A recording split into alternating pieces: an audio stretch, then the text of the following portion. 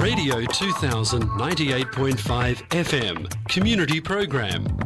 सामाजिक हिंदी कार्यक्रम दर्पण आकाशवाणी 2098.5 FM।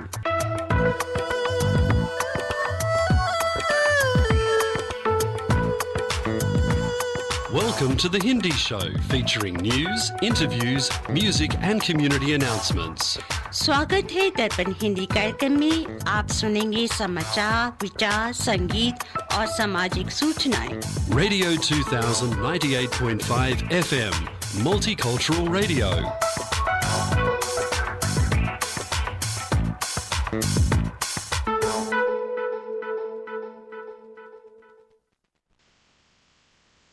मैं रंजना रमन रेडियो दर्पण के सभी सम्मानित श्रोताओं का हार्दिक अभिनंदन करती हूँ।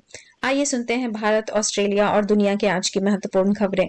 आज यानी 28 जून 2026 रविवार युगाब्द 5128 विक्रम संवत 2083 जेठ मास के शुक्ल पक्ष की चतुर्दशी तिथि है। सबसे पहले सुनते हैं भारत से खबरें। ऑपरेशन सिंदूर में शहीद हुए 6 सैनिकों के नाम पहली बार सार्वजनिक किए गए। ऑपरेशन सिंदूर, जो कि मई 2025 में हुआ था, में शहीद हुए 6 भारतीय सैनिकों के नाम सरकार ने आधिकारिक रूप से जारी किए हैं। यह पहली बार है जब इस ऑपरेशन में हुए बलिदान की औपचारिक पुष्टि की गई है। नामों का नेशनल वॉर मेमोरियल की रोल ऑफ ऑनर सूची में शामिल किया जाना है। यह कदम सैन्य पारदर्शिता और शहीदों के सम्मान की दिशा में महत्वपूर्ण माना जा रहा है। अयोध्या राम मंदिर दान घोटाले में सभी 8 आरोपी गिरफ्तार। दान राशि के गबन और धोखाधड़ी के आरोपों वाले मामले में एफआईआर में नामित सभी 8 आरोपियों को पुलिस ने गिरफ्तार कर लिया है। इनमें ट्रस्ट से जुड़े एक वरिष्ठ अधिकारी के करीबी लोग भी शामिल हैं, जिससे ट्रस्ट के शीर्ष अधिकारी चंपत राय पर दबाव बढ़ गया है। यह मामला राष्ट्रीय स्तर पर राजनीतिक और धार्मिक दोनों दृष्टियों से चर्चा में है। विशेष मतदाता सूची संशोधन में 6 करोड़ नाम हटाए गए हैं। स्पेशल इंटेंसिव रिवीजन एसआईआर के तहत देश भर में मतदाता सूची की समीक्षा जारी है। अब तक लगभग 6 करोड़ नाम हटाए जा चुके हैं, जिससे विपक्ष ने चुनाव आयोग पर पक्षपात और पारदर्शिता की कमी होने के आरोप लगाए हैं। यह प्रक्रिया 19 राज्यों और केंद्र शासित प्रदेशों में चल रही है और राजनीतिक बहस का बड़ा मुद्दा बनी हुई है। भारतीय एलएनजी जहाज दिशा ने स्ट्रेट ऑफ हॉर्मुज पार किया। इराक अमेरिका युद्ध विराम के बाद पहली बार किसी देश का एलएनजी जहाज सुरक्षित रूप से स्ट्रेट ऑफ हॉर्मुज से गुजरा, और वो भारत का एलएनजी करियर दिशा था। यह वैश्विक ऊर्जा बाजार के लिए महत्वपूर्ण है, क्योंकि हॉर्मुज दुनिया का सबसे संवेदनशील ऊर्जा मार्ग है। भारत दुनिया के सबसे बड़े एलएनजी आयातकों में से है, इसलिए यह घटना भारत की ऊर्जा सुरक्षा के लिए बड़ी राहत मानी जा रही है। मणिपुर में फिर तनाव, भीड़ ने अस्पताल को घेरा। मणिपुर में जातीय तनाव एक बार फिर बढ़ गया है, जब इम्फाल के रिम्स अस्पताल में घायल कुकी युवकों के इलाज को लेकर भीड़ ने अस्पताल को घेर लिया। यह घटना बताती है कि राज्य में शांति प्रक्रिया अभी भी नाजुक है और हालात पूरी तरह सामान्य नहीं हुए हैं। दिल्ली में तेज हवाओं के साथ रेड अलर्ट, आईएमडी की चेतावनी। दिल्ली में इस सप्ताह 92 किलोमीटर प्रति घंटे की तेज रफ्तार हवाएं चली, जिसके बाद आईएमडी ने रेड अलर्ट जारी किया है। मौसम विभाग ने गंभीर तूफान और भारी बारिश की चेतावनी दी, जिससे शहर में पेड़ गिरने, ट्रैफिक बाधित होने और बिजली कटौती जैसी समस्याएं सामने आई। आइए अब जानते हैं ऑस्ट्रेलिया की खबरें।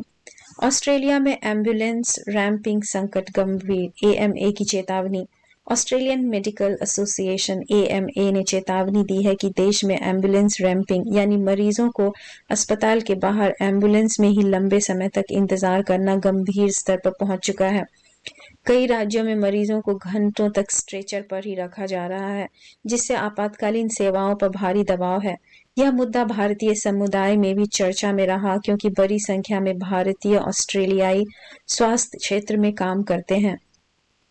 एनएसडब्ल्यू सरकार ने बच्चों के लिए कोक्लियर इम्प्लांट सहायता पर $20.4 मिलियन की घोषणा की। न्यू साउथ वेल्स सरकार ने बच्चों के लिए कोक्लियर इम्प्लांट सपोर्ट सेवाओं को मजबूत करने के लिए 20.4 मिलियन AUD की नई योजना शुरू की है। इससे सुनने में कठिनाई होने वाले बच्चों को बेहतर तकनीक, थेरेपी और फॉलोअप सेवाएं मिलेगी। भारतीय मीडिया में इस खबर को महत्वपूर्ण दिया गया है। भारतीय मूल के कई परिवार इस सेवा का लाभ उठाते हैं। ऑस्ट्रेलिया में पेड पेरेंटल लीव 1 जुलाई से 26 सप्ताह का होने वाला है। ऑस्ट्रेलियाई सरकार ने घोषणा की है कि 1 जुलाई 2026 से पेड पेरेंटल लीव को बढ़ाकर 26 सप्ताह कर दिया जाएगा। यह देश के परिवार हितैषी कानूनों में सबसे बड़ा बदलाव माना जा रहा है। भारतीय मीडिया ने इस खबर को काफी प्रमुखता दी है क्योंकि बड़ी संख्या में भारतीय प्रवासी युवा परिवार ऑस्ट्रेलिया में रहते हैं। पॉलिन हेंसन ने एसबीएस को बंद करने की मांग दोहराई। बहुसांस्कृतिक समुदायों में चिंता। वन नेशन पार्टी की नेता पॉलिन हेंसन ने फिर से मांग की है कि एसबीएस स्पेशल ब्रॉडकास्टिंग सर्विस को बंद कर दिया जाए या उसकी फंडिंग कम की जाए। उन्होंने दावा किया कि एसबीएस बहुसांस्कृतिकता को बढ़ावा देने में असफल है। इस बयान से भारतीय, पाकिस्तानी, नेपाली और अन्य प्रवासी समुदायों में चिंता बढ़ी है क्योंकि एसबीएस उनकी भाषाओं में समाचार और कार्यक्रम प्रसारित करता है। लिन फॉक्स ने मेलबर्न में इलेक्ट्रिक ट्रकों को सेवा में उतारा। ऑस्ट्रेलिया की प्रमुख लॉजिस्टिक कंपनी लिन फॉक्स ने मेलबर्न के पश्चिमी हिस्से में इलेक्ट्रिक ट्रकों को सेवा में उतारा है। यह कदम सरकार के समर्थन में उठाया गया है और इसका उद्देश्य कार्बन उत्सर्जन कम करना तथा परिवहन क्षेत्र को हरित बनाना है। भारतीय मीडिया में यह खबर इसलिए आई क्योंकि भारत भी लॉजिस्टिक्स के इलेक्ट्रिफिकेशन पर तेजी से काम कर रहा है। ऑस्ट्रेलियाई सरकार ने विदेशी धमकी इंटिमिडेशन की शिकायतें दर्ज कराने की अपील की। सरकार ने कहा कि यदि किसी व्यक्ति या समुदाय को विदेशी सरकारों द्वारा धमकाया, मॉनिटर किया या चुप कराने की कोशिश की जा रही है तो वे तुरंत उसको रिपोर्ट करें।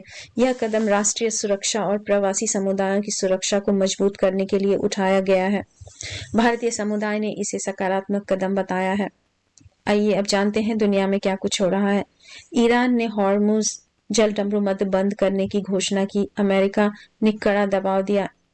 ईरान ने इजराइल के लेबनान में जारी हमलों से नाराज होकर स्ट्रेट ऑफ हॉर्मुज को बंद करने की घोषणा की। यह वही मार्ग है जिससे दुनिया का लगभग 20% तेल और गैस गुजरता है। अमेरिकी सीनेटर मार्को रूबियो ने कहा कि अमेरिका किसी भी देश का दावा स्वीकार नहीं करेगा और स्ट्रेट ऑफ हॉर्मुज अंतर्राष्ट्रीय मार्ग है।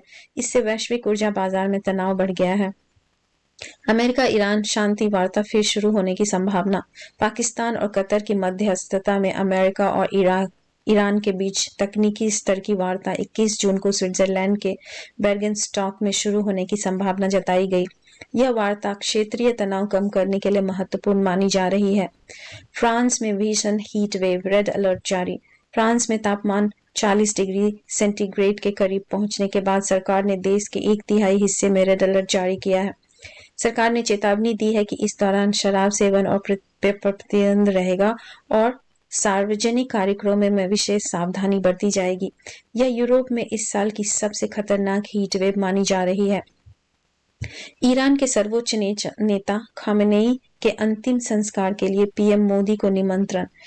अमेरिका इजराइल के संयुक्त हमले में ईरान ने सर्वोच्च नेता अयतुल्लाह अली खामेनेई की मृत्यु के बाद ईरान के बहुशहर अंतिम संस्कार की तैयारी शुरू कर दी है। ईरान के राष्ट्रपति मसूद पेजेस्कियन ने प्रधानमंत्री नरेंद्र मोदी को औपचारिक निमंत्रण भेजा है। यह घटना पश्चिम एशिया की राजनीति में बड़ा मोड़ माना जा रहा है। हालांकि खामेनेई की मृत्यु काफी पहले हो गई है, बट इस अंतिम संस्कार को अब किया जा रहा है। बांग्लादेश के नए प्रधानमंत्री तारिक रहमान की पहली विदेश यात्रा। बांग्लादेश के नए प्रधानमंत्री तारिक रहमान अपनी पहली विदेश यात्रा पर मलेशिया और फिर चीन गए। बीजिंग में व्यापार और इंफ्रास्ट्रक्चर परियोजनाएं मुख्य एजेंडा रहेंगी। यह यात्रा दक्षिण एशिया की कूटनीति में महत्वपूर्ण माना जा रहा है। यूएन ने स्ट्रेट ऑफ हॉर्मुज के बीच 11,000 नाविकों को सुरक्षित निकालने का अभियान शुरू किया। स्ट्रेट ऑफ हॉर्मुज में बढ़ते तनाव और ईरान अमेरिका टकराव के बीच संयुक्त राष्ट्र ने 11,000 नाविकों को सुरक्षित निकालने का अभियान शुरू किया है। इनमें कई देशों के नागरिक शामिल हैं और यह ऑपरेशन वैश्विक समुद्री सुरक्षा के लिए महत्वपूर्ण माना जा रहा है। इसी के साथ आज के समाचार समाप्त होते हैं। सुनते रहिए दर्पण रेडियो। धन्यवाद। आप सुन रहे हैं दर्पण हिंदी कार्यक्रम रेडियो 2000 FM 98.5 मेगाहर्ट्ज पर। अभी अपना रंजना रमन जी से समाचार सुने। आशा है कि आपको थोड़ा सा ज्ञान वृद्धि हुई होगी। आज के कार्यक्रम में हमारे मेहमान भी हैं और हम दुर्गा शक्ति के बारे में भी बात करेंगे। इस सब के बारे में आपको बताएंगे कि हम किस दुर्गा शक्ति की बात कर रहे हैं। टेक्स्ट प्लानिंग के लिए यतीन्द्र जी आएंगे, उनसे भी बात होगी। और हमारे जो मेहमान हैं उनका नाम हम आपको बाद में बताएंगे, लेकिन उन्होंने बहुत सारी किताबें लिखी हैं, हिंदी में लिखी हैं और काफ़ी अच्छी और ज्ञानवर्धक हैं, क्योंकि ऐसा लगता है कि उनका ज्ञान काफ़ी गहरा है। अच्छा, इसके अलावा हम सोशल मीडिया डे 30 जून को है, तो सोशल मीडिया के बारे में बात करेंगे शैलजा जी। बिल्कुल बिल्कुल। और इसके अलावा हमने रोमांटिक गीत चुने हैं 1970s के, आपकी पसंद के। आपकी पसंद के, बिल्कुल बिल्कुल आपको पसंद आएगा। और ये है कि इसके अलावा हम और भी तरह तरह की बात करेंगे हमारे। और प्राइस, अच्छा हाँ, प्राइस टिकट भी तो है। बहुत बड़ी, इसीलिए तो कितने हमारे श्रोता हैं, इसीलिए के कान लगाए हुए हैं। हाँ हाँ हाँ, बिल्कुल बिल्कुल बिल्कुल। गाता रहे मेरा दिल, इस नाम से केदारनाथ जी ने अपना कार्यक्रम रखा है 4 जुलाई को। उसके 2 टिकट हम देने जा रहे हैं और हम देंगे उस सज्जन या सज्जनी को, सजनी को या जिस मतलब आप समझ गए होंगे, आप जो कि सबसे अच्छा कमेंट लिखेंगे हमारे व्हाट्सएप ग्रुप में। तो आप सुनते रहिए और हमारे कार्यक्रम में भाग लेते रहिए। अगर आप चाहें तो हमें वैसे फ़ोन भी कर सकते हैं, हम आपको जोड़ने की कोशिश करेंगे कि आप हमारे जो डिस्कशन हो उसमें कंट्रीब्यूट करें। और तो शैलजा जी, आप भजन सुनाइए पहले। तो भजन से पहले हम तो आज का विचार सुनाएंगे। बिल्कुल बिल्कुल। और आज का विचार भी रंजना रमन जी ने भेजा है, बहुत ही सुंदर विचार है। नमस्कार श्रोताओं, मैं रंजना रमन आपके लिए लेकर आई हूँ आज का प्रेरणादायक विचार। सफलता की कुंजी दूसरों से आगे निकलना नहीं, बल्कि खुद को हर दिन बेहतर बनाना है। जब हम अपनी तुलना दूसरों से करना छोड़ देते हैं, तभी असली प्रगति शुरू होती है। हर दिन हमें ये सोचना चाहिए कि हमने खुद को अपने कल से कैसे बेहतर बनाया है। धन्यवाद। प्रदीप जी, मंगलमयी भयमोचनी दुर्गा सुख की खान, जिसके चरणों की सुधा स्वयं पिए भगवान। दुख नाशक संजीवनी नव दुर्गा का पाठ, जिससे बनता भिक्षुक भी दुनिया का सम्राट। अम्बा दिव्य स्वरूपिणी काए सो प्रकाश, पृथ्वी जिससे ज्योतिर्मय उज्ज्वल है आकाश। दुर्गा परम सनातनी जग की सिरजनहार, आदि भवानी महादेवी सृष्टि का आधार। जय जय दुर्गे माँ, जय जय दुर्गे माँ। सद्मार्ग प्रदर्शनी ज्ञान का ये उपदेश, मन से करता जो मनन उसके कटे कलेश। जो भी विपत्ति काल में करे रे दुर्गा जाप, पूर्ण हो मनोकामना भागे दुख संताप। उत्पन्न करता विश्व की शक्ति अपरंपार, इसका अर्चन जो करे भव से उतरे पार। दुर्गा शोक विनाशनी ममता का है रूप, सती साध्वी सतवंती सुख की कलानूप। जय जय दुर्गे माँ, जय जय दुर्गे माँ। विष्णु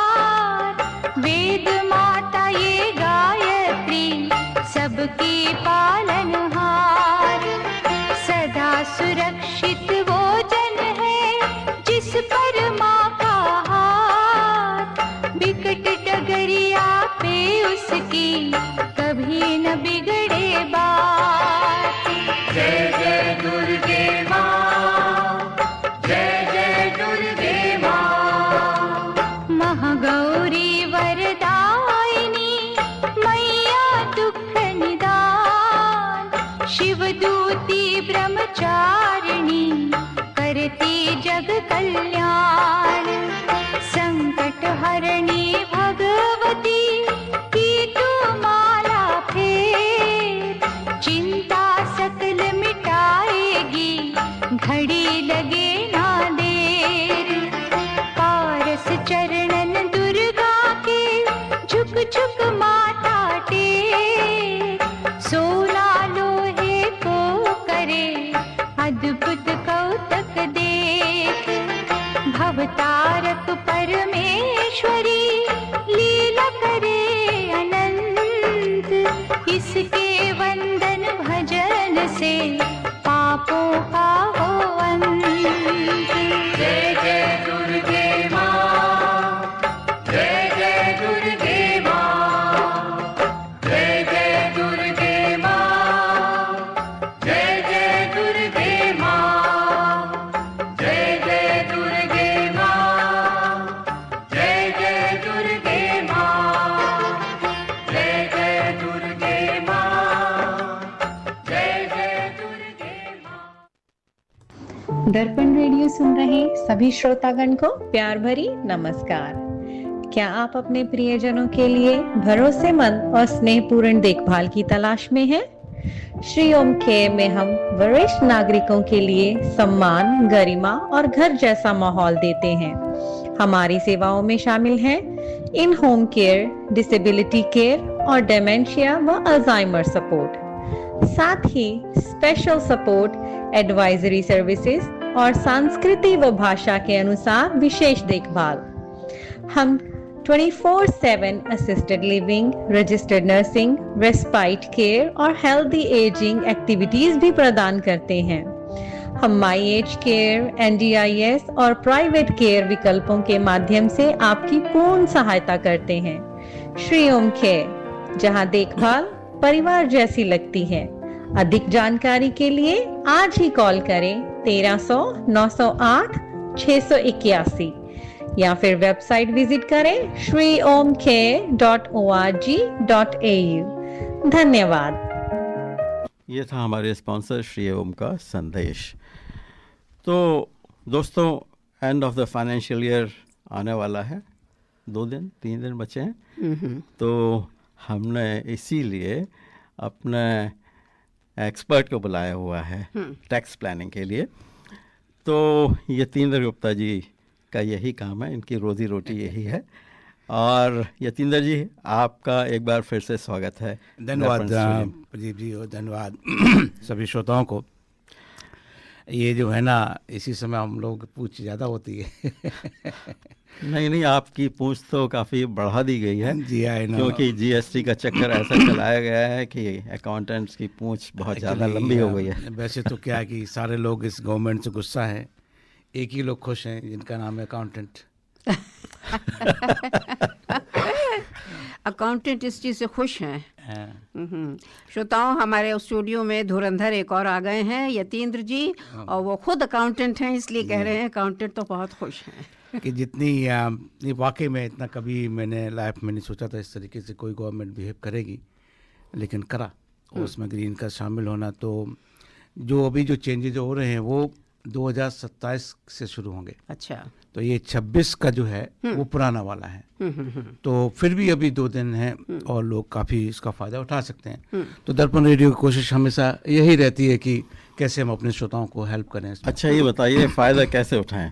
बिल्कुल जी, तो एक तो सुपर फंड में आप $30,000 तक डाल सकते हो। तो जैसे किसी की तनख्वाह है मान लो 1 लाख, तो उसको 12,000 मिला, तो 18,000 वो अपनी जेब से डाल सकता है और उसको क्लेम कर सकता है। तो सुपर फंड में 15% टैक्स देना होगा उसको। यहाँ पे समझो वो 30% करता है, तो 15% ऑलरेडी बच गए। ठीक है, तो 18,000 पे 15%। तो ये 2 दिन में कर सकते हैं वो लोग? 2 दिन में कर सकते हैं। एक चीज़ ज़रूर करना है, अगर आपका SMSF नहीं है तो अपना जो भी, जैसे मान लो AMP है आपका, तो उसको लिखना होगा कि you have intention to claim, this is a concessional contribution. आप लिख लो, उनको इंटेंशन बोलना होता है कि आपने ये पैसा डाला है to claim as a deduction. ये बहुत इंपॉर्टेंट है, वरना यू कैन मिस इट। आपने जमा भी कर दिया लेकिन कोई फायदा नहीं होगा। तो यतीन्द्र जी, आपकी आवाज़ थोड़ी ऊपर नीचे हो रही ऊपर है, नीचे ज़्यादा हो रही है। तो अभी कैसी थोड़ा सा है? और पास आ जाइए। अभी ठीक है? अब बहुत बढ़ गया। तो अगर आप अच्छा। ये कह रहे हैं कि 2 दिन में करना होगा, इसका हाँ। मतलब कि 2 दिन बाद ये टैक्सेशन जो है 15% से ज्यादा हो जाएगा क्या? नहीं, 2 दिन फिर वो बेकार हो गया आपके लिए। 30 जून इज अ क्लिक। तो अगर आपको चाहिए तो आज ही आप डाल दो, हाँ। भले ही आज संडे है। हाँ। और फिर वो इमीडिएटली कल सवेरे आप उसको इंटेंशन डाल दो हाँ। कि भाई ये मेरा इंटेंशन है हाँ। टू क्लेम दिस मनी हाँ। As a deduction, as a concession. लेकिन ये ध्यान रहे कि 30,000 से अगर ज़्यादा हो गया तो आपका जो टैक्स थोड़ा सा उस पर जो एक्सेस होगा ज़्यादा होगा।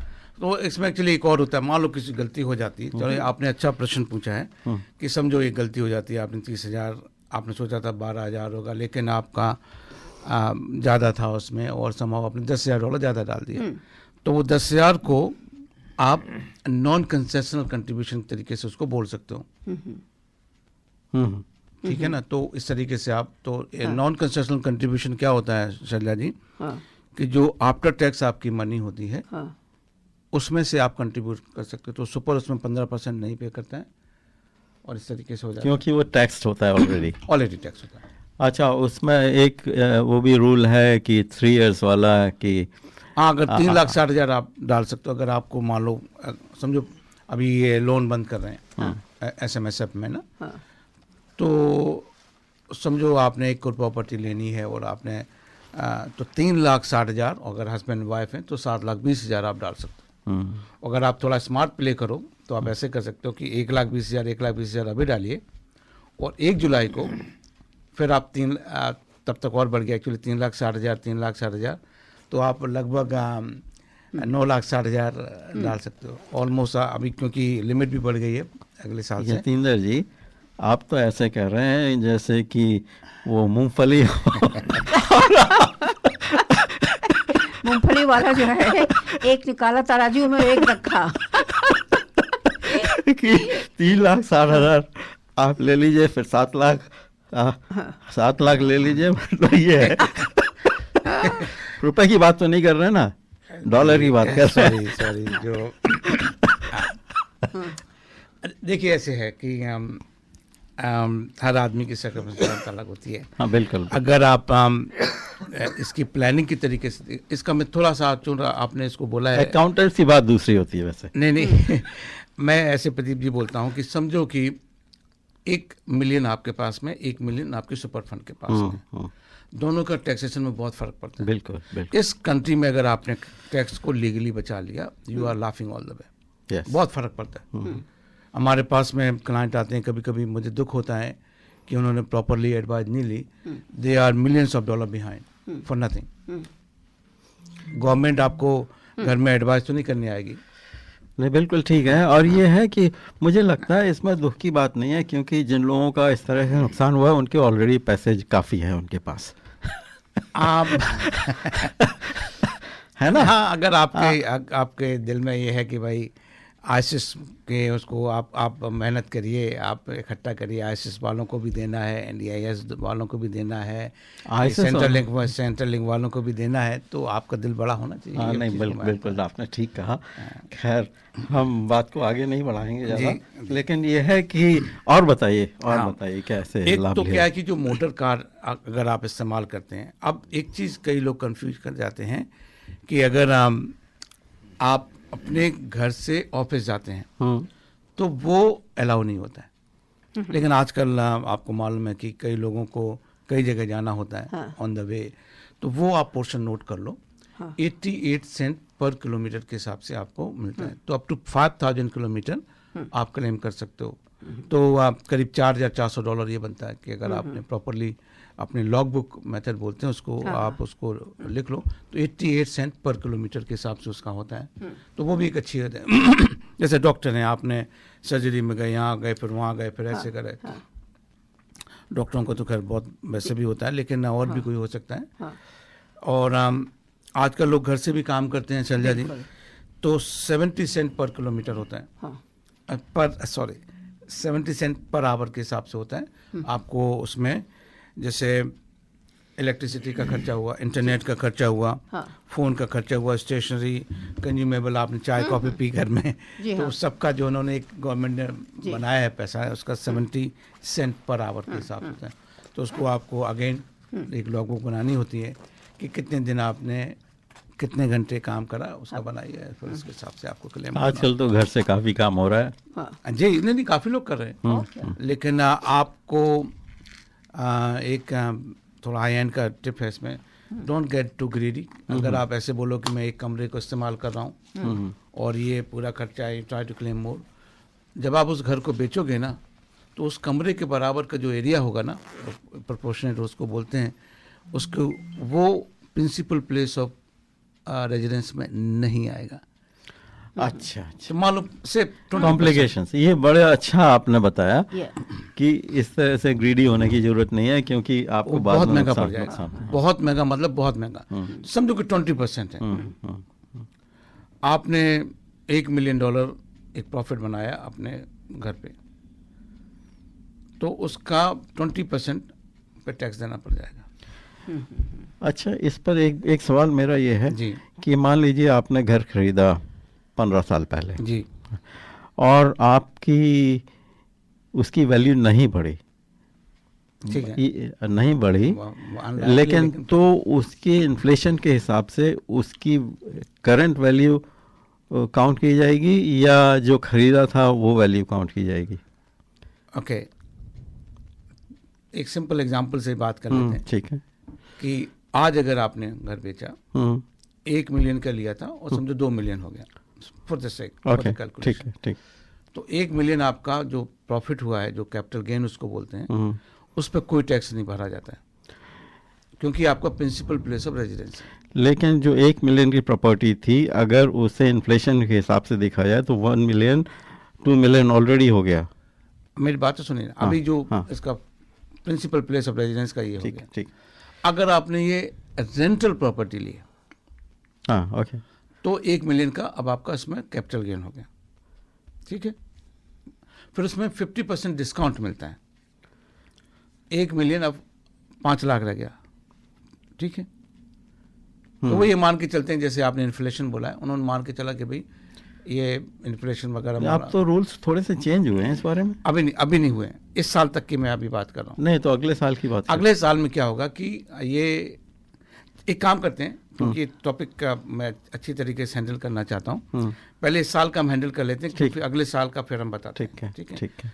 तो बस एक ही मैं coming back to the point कि प्रिंसिपल प्लेस ऑफ रेजिडेंस में अगर आप एक प्रोपोर्शन क्लेम करना चाहते हो, just be very very careful. आप अपने टैक्स अकाउंटेंट से बात भी कर सकते हैं, क्योंकि वो फिर पोर्शन आपका प्रिंसिपल प्लेस ऑफ रेजिडेंस में नहीं गिना जाएगा, ठीक है। And then you end up paying capital gains tax on your own principal place of residence. बहुत ही डिसएडवांटेज होता है। अच्छा, इसी बारे में मैंने एक और प्रिंसिपल प्लेस ऑफ रेजिडेंस के बारे में पता किया था। अगर आप उस घर में 2 साल तक नहीं रहते हैं और कोई नहीं रहते हैं, आप किराए पर भी नहीं उठाया आपने, तो वो प्रिंसिपल प्लेस ऑफ रेजिडेंस नहीं रहेगा। ये मैंने कहीं नहीं, आप ढंग से पढ़ा करिए। अच्छा, अगर आपके पास में 2 प्रिंसिपल प्लेस ऑफ रेजिडेंस है, हाँ, ठीक है, तो ये सिचुएशन आ सकती है। अच्छा, अगर एक ही प्रिंसिपल प्लेस ऑफ रेजिडेंस है, जैसे आपका कभी कभी ऐसे होता है, ट्रांसफर हो जाता है, आप मेलबर्न चले गए, ठीक, और you don't want to get your house wreck, आपने बंद किया और सामान पड़ा है, कहाँ लेके जाओगे? बिल्कुल बिल्कुल। तो उस केस में नहीं आपका चलेगा, बिकॉज आपका एक ही घर है। तो hope this is very clear.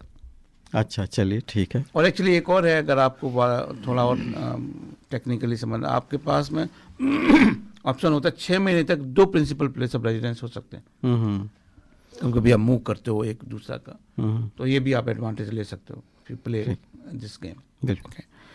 तो होम ऑफिस का ये हो गया क्लियर कि कभी आप प्रोपोर्शनेट में नहीं जाइएगा। आप जितना ये यूज करा केवल उसी में रहिए जी। हाँ, रेंटल वाला अलग के साथ होता है। अगर रेंटल पे आपने घर लिया है, उसका कोई कैपिटल गेन का चक्कर नहीं होता, तो उसमें आप परसेंटेज कर सकते हो। अच्छा, उसका जवाब मुझे क्लियर नहीं हुआ। हाँ, बताइए। कि अगर मान लीजिए कि ये अगले साल की बात कर रहे हैं कि नहीं कर रहे हैं अभी? अगले साल के रुक जाइए एक सेकंड, अच्छा, वरना अच्छा। लोग कंफ्यूज हो जाएंगे। ठीक है, ठीक है। मुझे मालूम था कि ये आप करोगे, अच्छा, ठीक है। क्योंकि चलिए। अच्छा, अब लॉन्ड्री का भी खर्चा होता है, तो जो प्रोटेक्टिव क्लोथ जैसे होते हैं या जिसपे लोगो लगा होता है, यूनिफॉर्म जैसे होता है ना कि उसमें, तो उसके लिए आप क्लेम कर सकते हो। तो $1 पर लोड होता है, जिसमें केवल वही आपके कपड़े, और या 50 सेंट अगर मिक्स आपका लोड है, और $150 तक आपको कोई रसीद की ज़रूरत नहीं होती है। और अगर आप $300 तक केवल क्लेम करते हो तो कोई रसीद का झंझट नहीं। ओके। बाद में मैं इसी चीज़ को हाईलाइट कर दूं, अगले साल से $1000 वाला शुरू हो रहा है। जिसने भी पढ़ा है ना कि अब अभी स्टैंडर्ड डिडक्शन शुरू हो गया है $1000 तक, तो वो अगले साल से जून 27 से। स्टैंडर्ड डिडक्शन से क्या मतलब आपका? $1000 तक प्रदीप जी आप क्लेम कर सकते हो, $1000 तक। किस के लिए? और ये बिना रसीद के कर सकते हैं? कोई रसीद की कुछ भी जरूरत नहीं। अच्छा, तो $1000 तक आप बिना रसीद के क्लेम कर सकते हैं। जैसे अभी $300 है, आप अगले साल में $1000 वो हो जाएगा। अच्छा। Good news. अभी इतने लोग परेशान होते हैं, छोटा छोटा रसीद करने, अभी $1000 कर दिया। अच्छा, ठीक है। तो this is very good news. $1000 पर आइटम। प्रदीप जी, आपको मालूम नहीं है, आप कम्युनिस्ट कंट्री में रहते हो।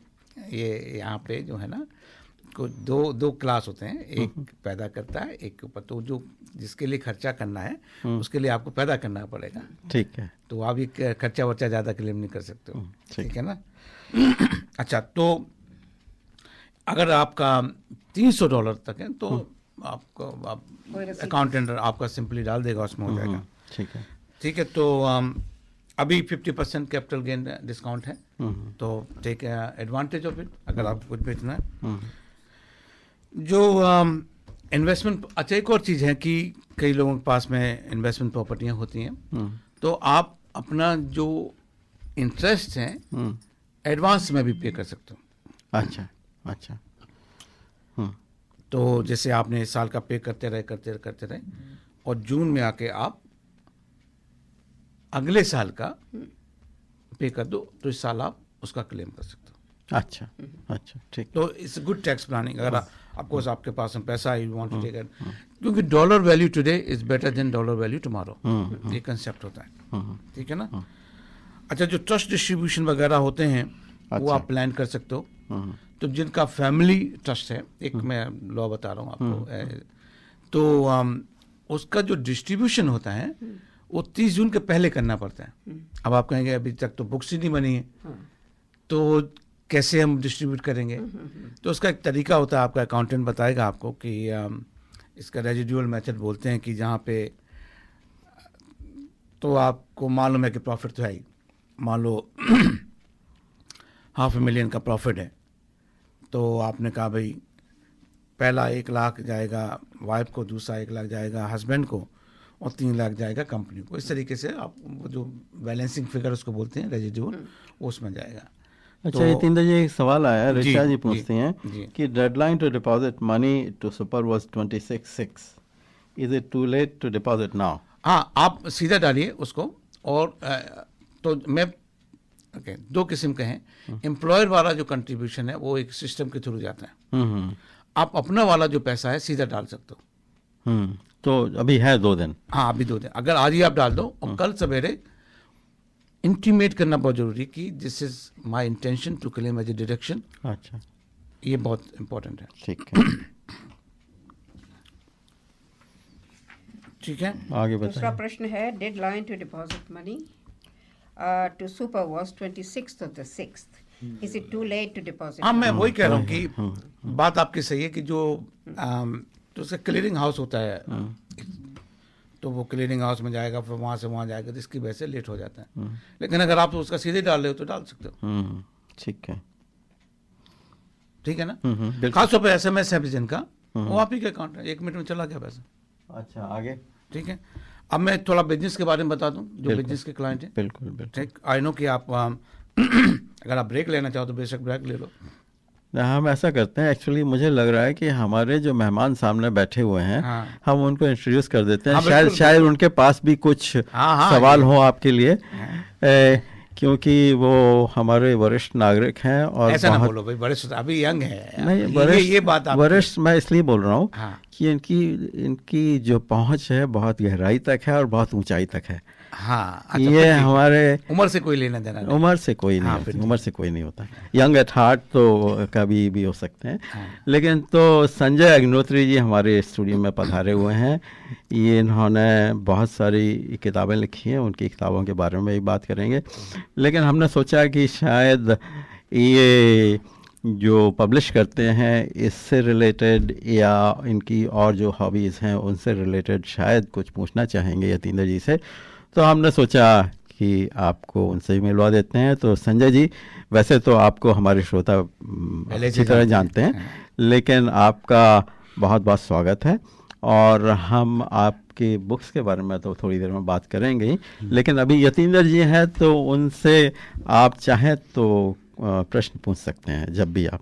लेकिन इतने गूढ़ विषय के विषय में बात करने से पहले एक कम से कम गीत तो सुना दीजिए। एक मिनट, मैं जरा सभी श्रोताओं को मेरा नमस्कार, और प्रदीप जी आपको, यतीन्द्र जी आपको, और शैलजा जी दीदी आपको बहुत बहुत धन्यवाद कि आपने मुझे बुलाया। और इसी के साथ मैं आगे हम काफ़ी बातें करेंगे। Thank you very much. Shailaja ji ने बड़ी इम्पोर्टेंट बात की कि शैलजा जी ने कहा कि एक गीत तो सुना दीजिए। तो मैंने सोचा यस, हम तो ऐसे बह गए थे यतीन्द्र जी के साथ पैसे के मामले में कि हम पैसे का मामला ही ऐसा है, गीत तो भूल गए थे, लेकिन इसी 99 का फेर ही ऐसा है। हाँ, 99 फेर ऐसा है। तो हम ऐसा करते हैं कि एक बहुत सुंदर सा गीत सुनाते हैं, लता और मुकेश की आवाज़ में।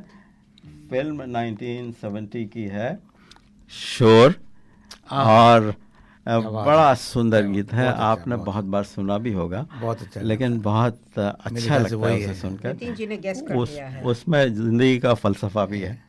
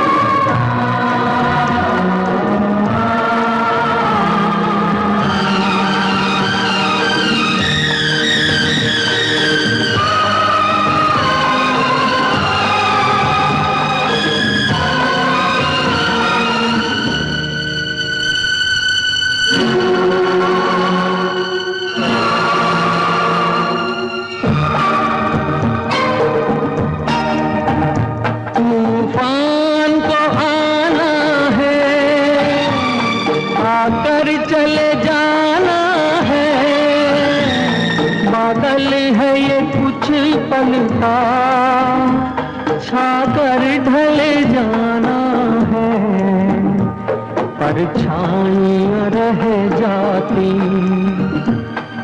जाती निशानी है। जिंदगी और कुछ भी नहीं, तेरी मेरी कहानी है। एक प्यार का नगमा है, मौजों की रवानी है। जिंदगी और कुछ भी नहीं, तेरी मेरी कहानी है। एक प्यार का नगमा है।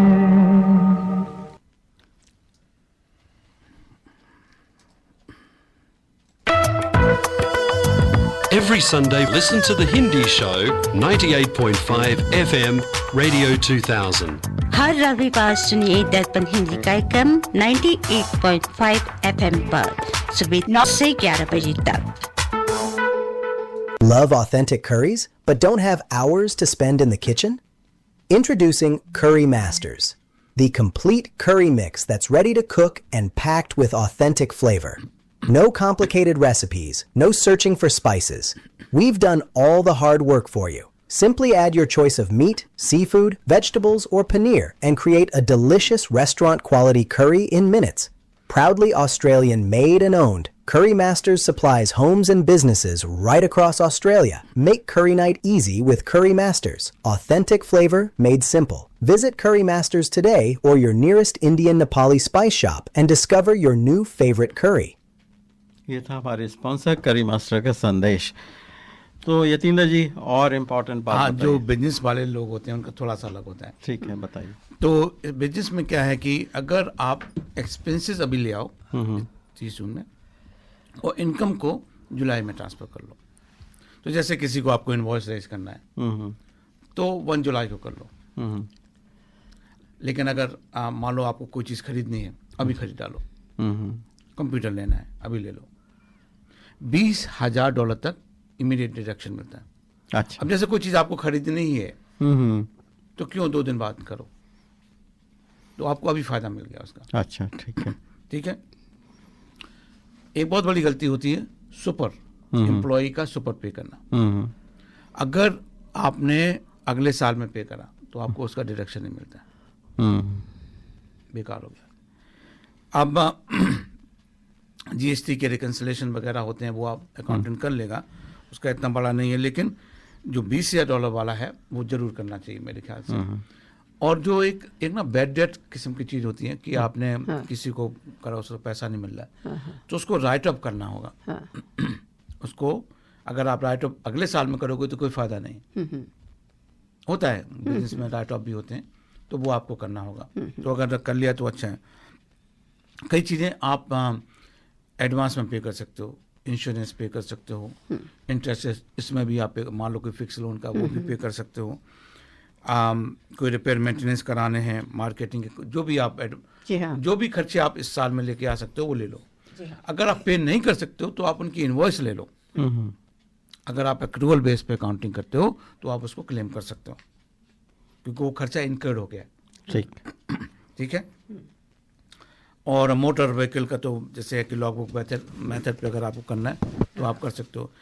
एक एफबीटी का भी कैलकुलेशन होता है, वो भी अगर आप ध्यान में रखते हो आप अपने अकाउंटेंट से बात कर सकते हो कि एफबीटी को कैसे मैनेज करा जाए। जो भी आपने अपने ऊपर खर्चा करा है तो वो कर सकते हैं। ट्रेडिंग स्टॉक एक ऐसी चीज़ है कि जहाँ पे आपको बहुत ख्याल रखना, जो चीज़ें राइट ऑफ ख़राब हो गई हैं तो उसको आप अपने ट्रेडिंग स्टॉक से निकाल सकते हो। ठीक है। ट्रस्ट डिस्ट्रीब्यूशन के बारे में अभी बोला ही थे आपको। एक चीज़ याद रखिएगा, आपको 5 साल तक रिकॉर्ड रखने होते हैं, तो आपका कभी भी कॉल आ सकता है and you have to have record. अगर नहीं है तो बड़ा मुश्किल है। तो चेकलिस्ट में वही बोलता हूँ कि इनकम एक्सपेंस को अपना रिव्यू कर लीजिए। पेरोल आपका रिकन्साइल होना चाहिए। सुपरनेशन का मैंने बोला है।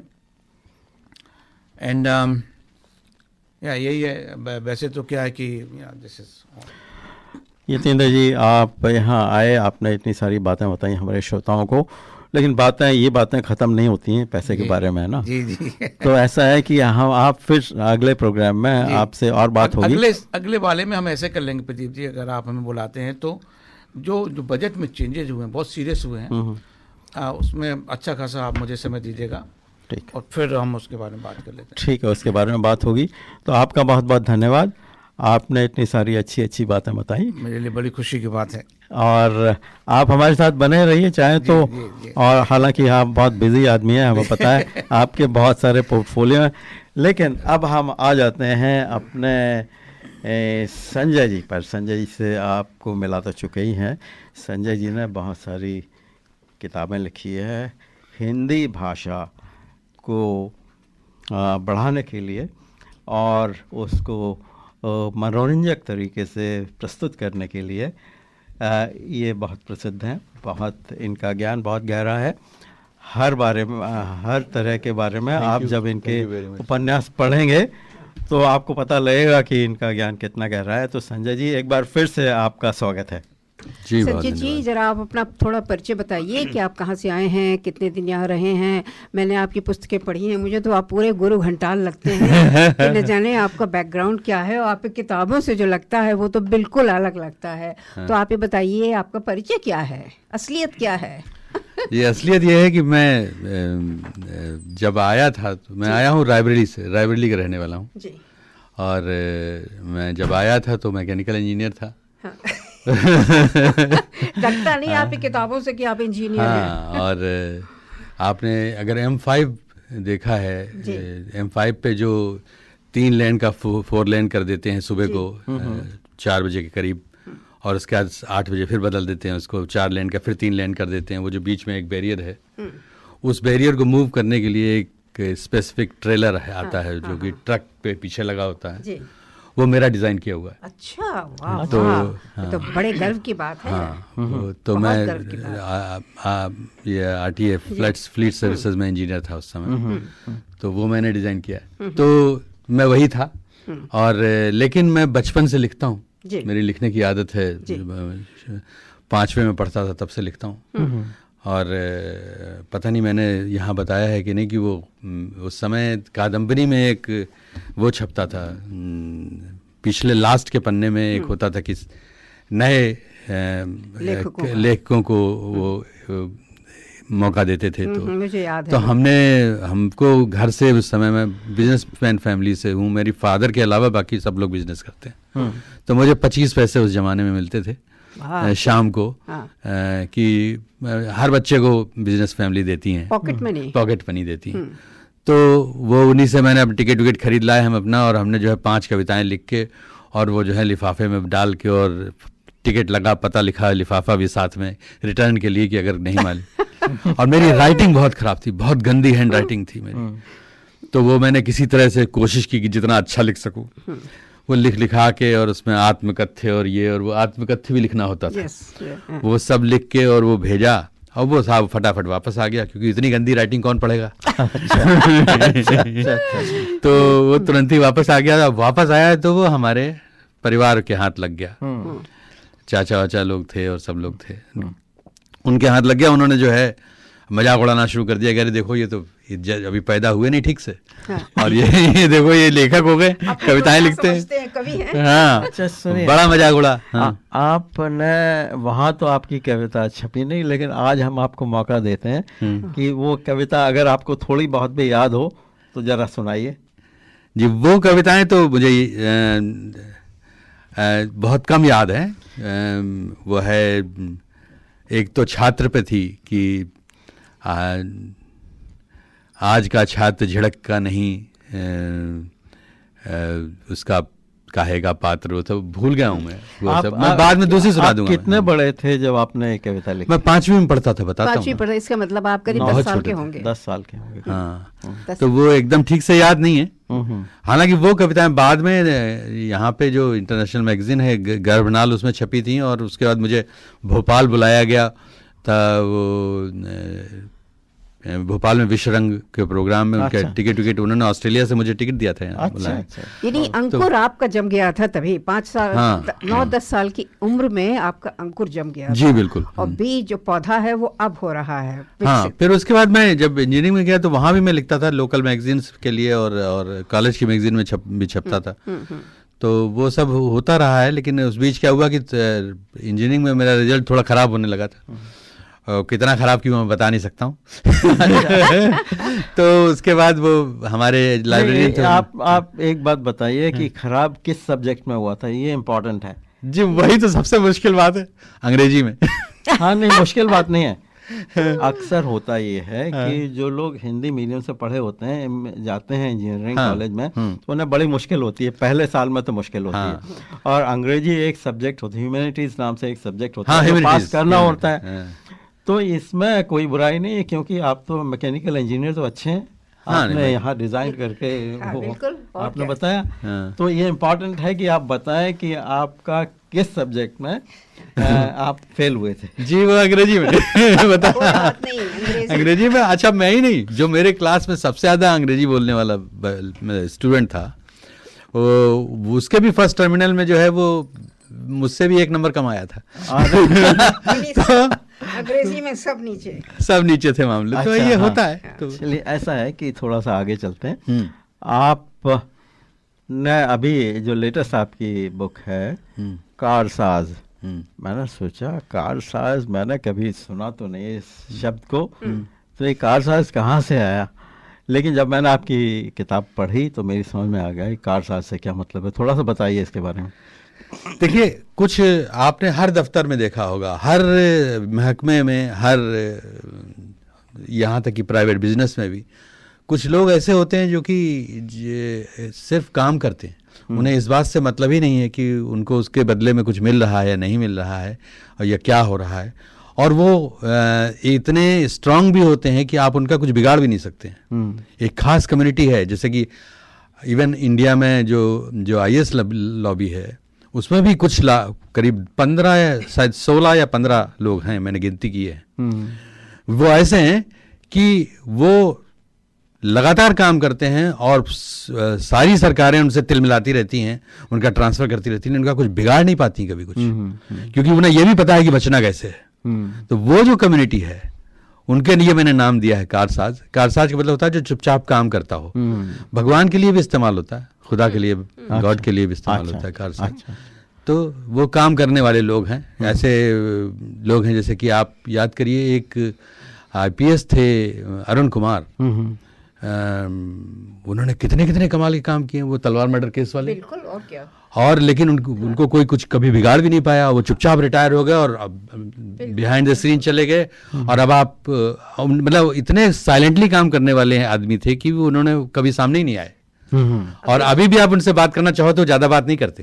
देख लीजिए, जो जुलाहे होते हैं कितनी खूबसूरत बनारसी साड़ियाँ बनाते हैं, बिल्कुल, हाँ। लेकिन चुपचाप पीछे रहते हैं, कभी वो आगे नहीं आते हैं। तो ये बताइए संजय जी, आपने कितनी किताबें लिखी हैं? आप तो जीवन भर कविताएं और लेख लिखते रहे हैं, लेकिन आपने पुस्तकें कितनी प्रकाशित की हैं? जी, प्रकाशित तो 12 पुस्तकें हुई हैं मेरी। 12, 1 दर्जन। हाँ, 12 पुस्तकें प्रकाशित हुई हैं, जिसमें कि 7 उपन्यास हैं। अच्छा। 1 व्यंग्य संग्रह है और 1 कविताओं का संग्रह है और 1 जो है वो कहानियों का है। अच्छा, तो अच्छा। इतनी किताबें हैं अभी। तो मैंने आपकी किताब पढ़ी है कारसाज, तो मैं अपने श्रोताओं से शेयर करना चाहूँगी कि मैं उससे कितना ज़्यादा प्रभावित हुई थी कि मैंने आपकी काफ़ी सारी किताबें पढ़ी हुई हैं। जी, आपने तो बहुत पढ़ी हैं। सभी ऑलमोस्ट सभी पढ़ी हैं, सभी लगभग सभी पढ़ी हैं, लेकिन जो कारसाज है वो तो मैंने खूब तबीयत से पढ़ी है और मुझको बहुत ही अच्छी लगी वो किताब, क्योंकि मुझे लगा कि आपकी सामाजिक जागरूकता का एक और पठनीय उदाहरण है ये उपन्यास, और उपन्यासों की तरह से मुझे ये लगा कि प्रशासनिक नियमों का, वो सेवाओं का इतना आपको ज्ञान है, वन विभाग का आपको इतना ज्ञान है, पेड़ को काटने की बारीकियों का आपका इतना ज्ञान है, वन विभाग, अपराधियों व संदिग्ध व्यक्तियों की मनोवृत्ति का आपको, साइकोलॉजी जो है उसका आपको ज्ञान है। इन्हीं आप तो बिल्कुल ही हमें लगता है गुरु घंटाल हैं। जी बहुत धन्यवाद। गुप्तचरों की कार्य प्रणाली व क्षमता उनका आपको है पूरा ज्ञान। मैं लेखक के रूप में अपना नाम बदल कर गुरु घंटाल ही कर लूं, मैं सोच रहा हूँ। कानून में मुझे लगा आप शायद लॉयर होंगे, फिर ये नहीं मुझे लगा कि आप इंजीनियर, आपका माइंड जो है वो इंजीनियरिंग का है। लेकिन इन सब चीज़ों से आपको ये ज्ञान कहाँ से इतना हुआ है? देखिए, लॉयर का जहाँ तक सवाल है, मेरे पिताजी लॉयर थे और वो घर में बातचीत इस तरह की करते रहते थे कि कभी जैसे ना मान लो मजाक किया, कोई किसी ने कुछ गड़बड़ कर दिया घर में, माँ ने या किसी भाई ने, तो बोलने लगते थे कि वो under section this and this तुमको जो है पनिशमेंट दिया जा सकता है। तो वो मजाक में ही होता था, लेकिन वो इम्पैक्ट रखता है थोड़ा सा। तो अच्छा, तो यहाँ पर थोड़ी देर रुक जाते हैं, एक गीत और सुन लेते हैं। जरूर, क्योंकि 1 घंटे में हम एक ही गीत सुना पाए हैं। तो हमारे कुछ श्रोता लोग बिल्कुल कहेंगे कि आपने नीरस कर दिया। लेकिन ये है कि नीरस बात नहीं हो रही है, काम की बात हो रही है संजय जी से। तो 1970 में एक बहुत हिट फिल्म आई थी, नाम था बॉबी। बॉबी के पीछे जो लोग दीवाने थे, यंग लोग दीवाने हो गए थे और पता नहीं कितनी बार उन्होंने वो फिल्म देखी थी। तो उसी फिल्म का एक गीत सुनाते हैं। प्रदीप जी, आप अपनी दीवानगी की बात कर रहे हैं क्या कि जनरल दीवानगी की बात कर रहे हैं? मैं भी। तो ये गाना लिखा होगा, गाया किसने वैसे? गाया आपको पता लग जाएगा। अच्छा, शैलन सिंह वाला है क्या? बिल्कुल बिल्कुल। मैं शायर तो नहीं? बिल्कुल बिल्कुल।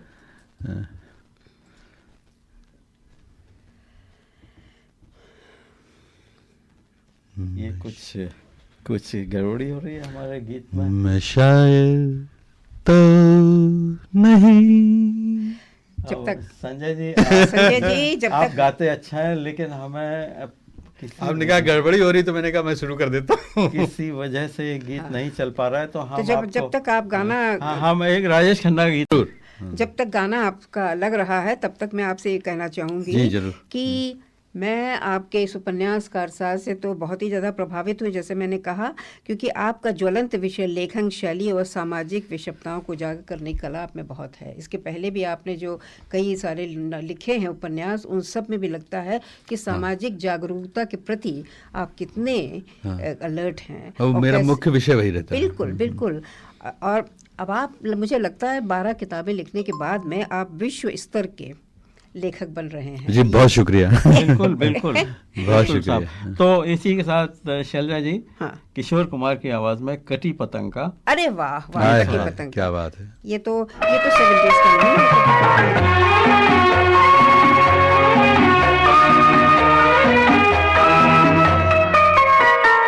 प्यार दीवाना होता है, मस्ताना होता है, हर खुशी से हर गम से बेगाना होता है।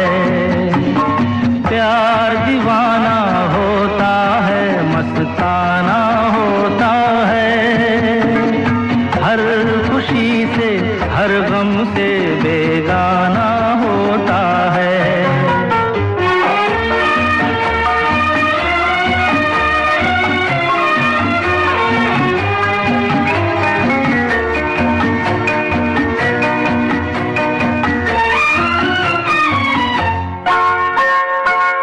क्षमा कहे परवाने से परे चला जा, मेरी तरह जल जाएगा यहाँ नहीं आ। क्षमा कहे परवाने से परे चला जा, मेरी तरह जल जाएगा यहाँ नहीं आ। नहीं सुनता उसको जल जाना होता है, हर खुशी से हर गम से बेगाना होता है। प्यार दीवाना होता है, मस्ताना होता है, हर खुशी से हर गम से बेगाना होता है।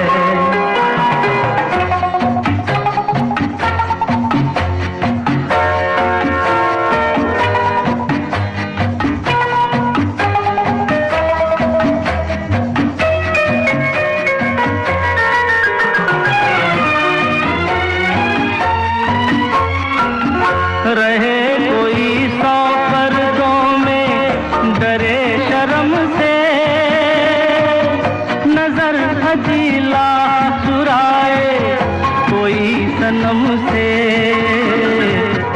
रहे कोई 100 पर्दों में डरे शर्म से, नजर हजीला चुराए कोई सनम से। आ ही जाता है जिस पे दिल आना होता है, हर खुशी से हर गम से बेगाना होता है। प्यार दीवाना होता है, मस्ताना होता है, हर खुशी से हर गम से बेगाना होता है।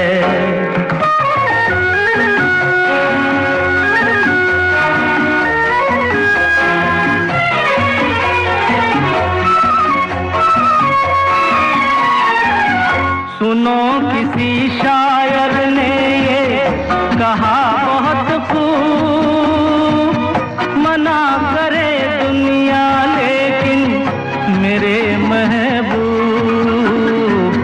सुनो किसी शायर ने ये कहा बहुत खूब, मना करे दुनिया लेकिन मेरे महबूब। छलक जाता है जो पैमाना होता है, हर खुशी से हर गम से बेगाना होता है। प्यार दीवाना होता है, मस्ताना होता है, हर खुशी से हर गम से बेगाना होता है।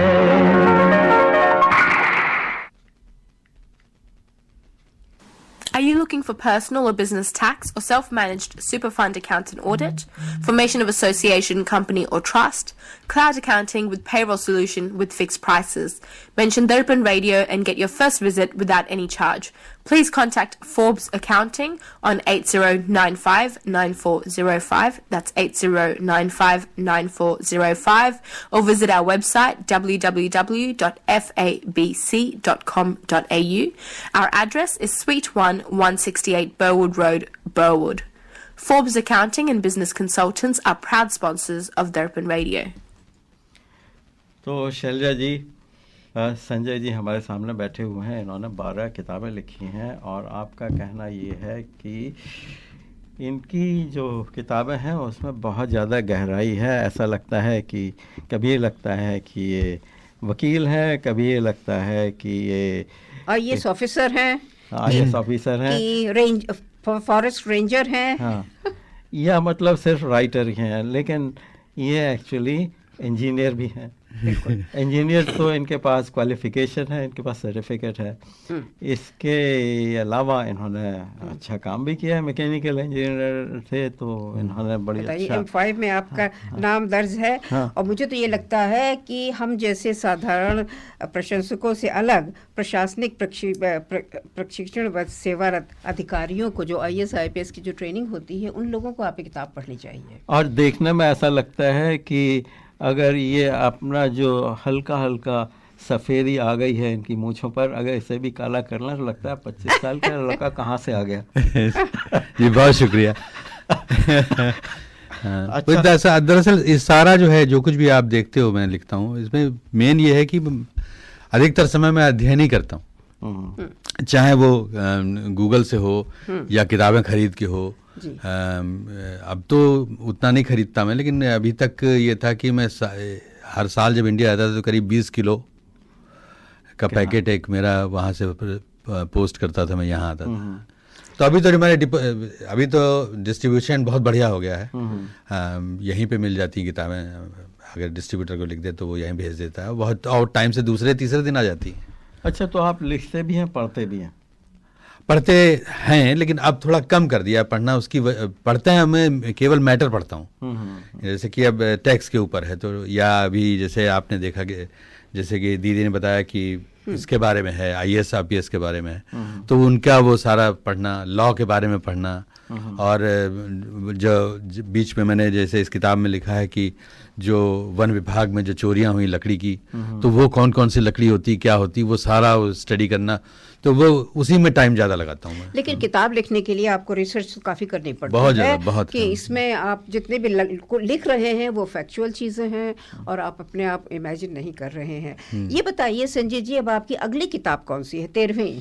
ये बड़ा मुश्किल है। ये तो बहुत ही मुश्किल है। मेरे साथ इतना मतलब सुपरस्टिशन है थोड़ा सा। मेरी एक किताब थी जो दूसरी किताब आपने पढ़ी है, झूठे नाते करके। झूठे नाते के टाइम पे हुआ कि वो किताब जो है एक बहुत बड़े पब्लिशर, उस जमाने में मैं नया मतलब था पब्लिशिंग में, तो बहुत बड़े पब्लिशर ने वो मुझसे ले ली, कॉन्ट्रैक्ट हो गया बाकायदे, और जगरनाट करके पब्लिशर था हिंदी में, और उन्होंने मुझसे ले ली थी। और वो तो हमने जाके चौड़े हो गए अपने, जाके हमने दूसरे पब्लिशर को जो है हमें गा दिया। हमने कहा कि देखो अब हमको हल्के में मत लेना, अब मैं बहुत बड़ा वो हो गया हूँ। अब उसमें हुआ क्या कि वो, और मैंने सब जगह गा दिया कि साहब ये है, देखिए मैं तो इनके साथ पब्लिश हो रहा हूँ, तुम लोग कोई चीज़ नहीं हो। तो उस हिसाब से हुआ क्या कि फिर कुछ ऐसी नज़र लगी कि जो लेडी थी, रेनू अगाल करके थी, बहुत फेमस थी, उसकी द प्रिंट में बाद में काम करती थी वो। तो उन्होंने एक तो नौकरी छोड़ दी पहले, वो प्रिंट में चली गई, उसके बाद उनकी डेथ हो गई। अच्छा। और फिर वो हिंदी विभाग ही बंद हो गया उस पूरे पब्लिशर का। अच्छा। तो हमने कहा भाई इससे अच्छा है किसी को कुछ बताना ही नहीं है। तो मैं कई किताबें एक साथ भी लिखता रहता हूँ, तो इसलिए उसका कोई वो नहीं है, जब आएगी किताब तो आपको पता चल जाएगा। तो ये आप सीक्रेट रखेंगे क्योंकि आपको ऑलरेडी ये थोड़ा सा है, मैं सुपरस्टिशियस हूँ थोड़ा सा। नहीं, एक्चुअली जब इस तरह की घटनाएं हो जाती हैं तो सुपरस्टिशन शायद बढ़ जाता है। हाँ बिल्कुल।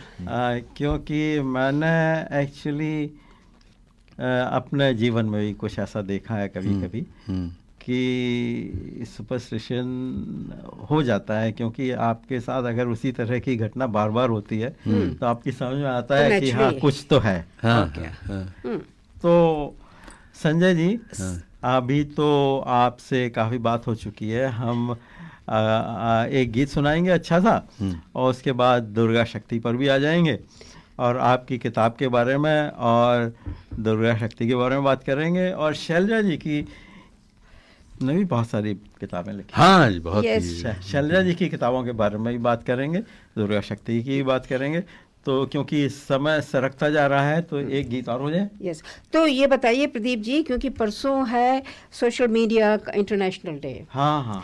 तो और आज को सोशल मीडिया इतना बड़ा हर व्यक्ति के जीवन का ये अभिन्न भाग है, तो थोड़ा सा इसमें हम चाहेंगे, और संजय जी ने इस पे भी कुछ लिख रखा है जी। तो हम ये चाहेंगे कि थोड़ा बहुत हम इस पे भी बात करें। और प्रधानमंत्री माननीय मोदी जी ने कहा था कि सोशल मीडिया सामाजिक बाधाओं को कम कर रहा है, ये लोगों के मानवीय मूल्यों की मजबूती के आधार पर जोड़ता है, पहचान के आधार पर नहीं। तो सोशल मीडिया की इतनी उपयोगिता है, सोशल मीडिया के अगेंस्ट इतना कुछ कहा जा रहा है, तो ये ज़रा बताइए कि आपका क्या विचार है सोशल मीडिया। फिर मैं अपने विचार बताती हूँ, फिर प्रदीप जी अपने। इसके पहले एक वार्ता भेजी है हमें रंजना जी ने जी, उस वार्ता को सुन लेते हैं। बिल्कुल। उसके बाद बात करेंगे। हाँ। और उसके थोड़ी देर के बाद एक गीत और सुना देंगे। बिल्कुल।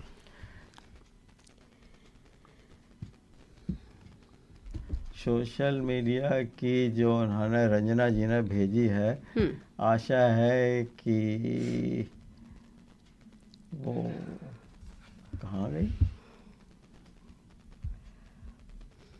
सोशल मीडिया मैं ढूंढ रहा हूँ एक्चुअली, तब तक आप लोग बात करते रहिए। कहाँ गया? हाँ देखिए, मैंने जो मेरा एक व्यंग संग्रह है, खुरपेंच करके नाम है, व्यंग संग्रह। हाँ, खुरपेंच कहते नहीं, बहुत बड़े खुरपेंची हो तुम। हाँ, जो खुरपेंच करता रहता है आदमी। तो उसमें मैंने एक व्यंग है उसी में जो छपा, और बड़ा ये व्यंग संग्रह बड़ा फेमस हुआ था।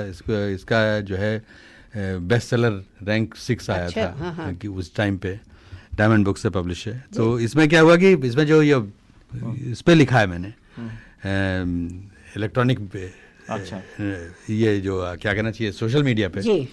तो सोशल मीडिया को मैंने उसमें नाम दिया है इलेक्ट्रॉनिक नुक्कड़। आपको याद होगा कि इंडिया में नुक्कड़ होते हैं जहाँ पे पान की दुकान और एक चाय की टपरी होती है, और वहाँ लोग बैठे बकवास करते रहते हैं। बिल्कुल बिल्कुल बिल्कुल। तो अधिकतर जो है सोशल मीडिया का इस्तेमाल वही हो गया है। अब वहाँ नुक्कड़ पे जाने की जरूरत नहीं है, आप फोन पे बैठे बैठे कर सकते हैं। बिल्कुल, कॉफी हाउस। हाँ, तो उसको हमने एक और नाम दिया भी है, सिर्फ टअव्वल, खासतौर से व्हाट्सएप को। चलिए, मुझे मिल गई है रंजना जी की, फिर आगे बात करते हैं इसके बारे में। हाँ जरूर। श्रोताओं, हम सब जानते हैं कि 30 जून को वर्ल्ड सोशल मीडिया डे है।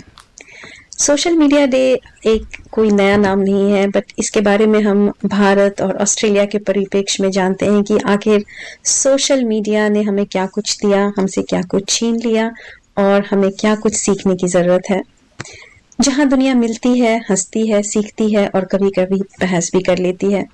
सोचिए, अगर सोशल मीडिया इंसान होता तो 30 जून को शायद कहता, थैंक यू दुनिया, मैं तो बस टाइम पास के लिए आया था, तुम लोगों ने मुझे करियर, राजनीति, रिश्ते और मीम्स का केंद्र बना दिया।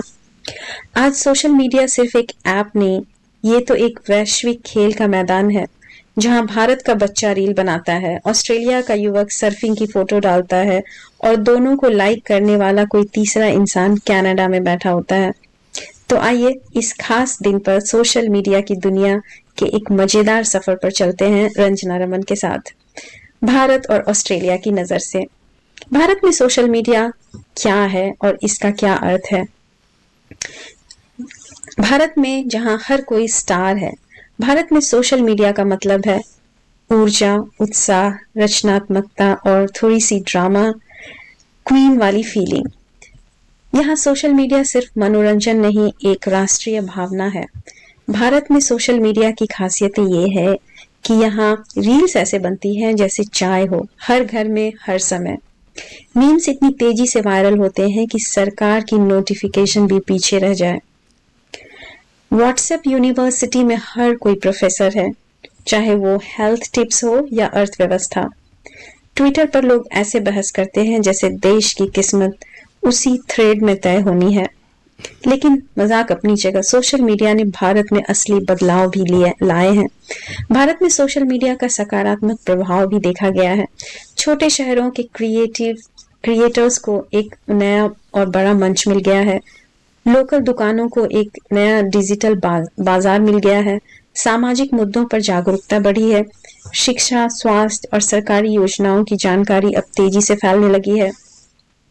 स्टार्टअप्स और छोटे बिजनेस को एक नया जीवन मिल गया है। तो मिला जुलाकर भारत में सोशल मीडिया एक डिजिटल चौपाल है, जहां लोग मिलते हैं, भिड़ते हैं और सीखते भी हैं। आइए देखते हैं ऑस्ट्रेलिया की नजर से कैसा है सोशल मीडिया। यहाँ अगर कुछ शब्दों में मैं कहूँ तो वो कूल, कैजुअल और कॉफी के साथ। ऑस्ट्रेलिया में सोशल मीडिया का अंदाज थोड़ा अलग है।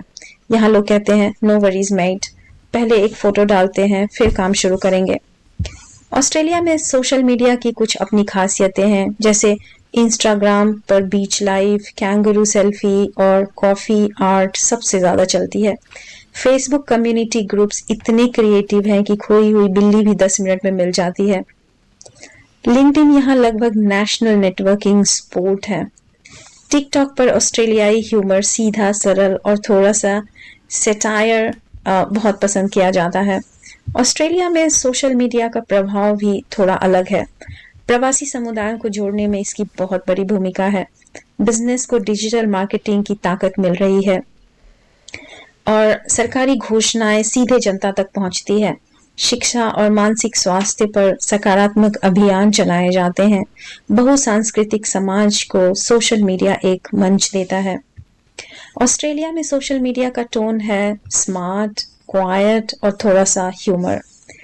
अब देखते हैं ग्लोबल कनेक्शन भारत और ऑस्ट्रेलिया का कैसे सोशल मीडिया के थ्रू हो रहा है। सोशल मीडिया ने दोनों देशों को एक दूसरे के और करीब ला दिया है। भारत में बैठा कोई बच्चा ऑस्ट्रेलिया की ग्रेट बैरियर रीफ देख सकता है। सिडनी में रहने वाला कोई भारतीय परिवार अपने गांव की शादी लाइव देख सकता है।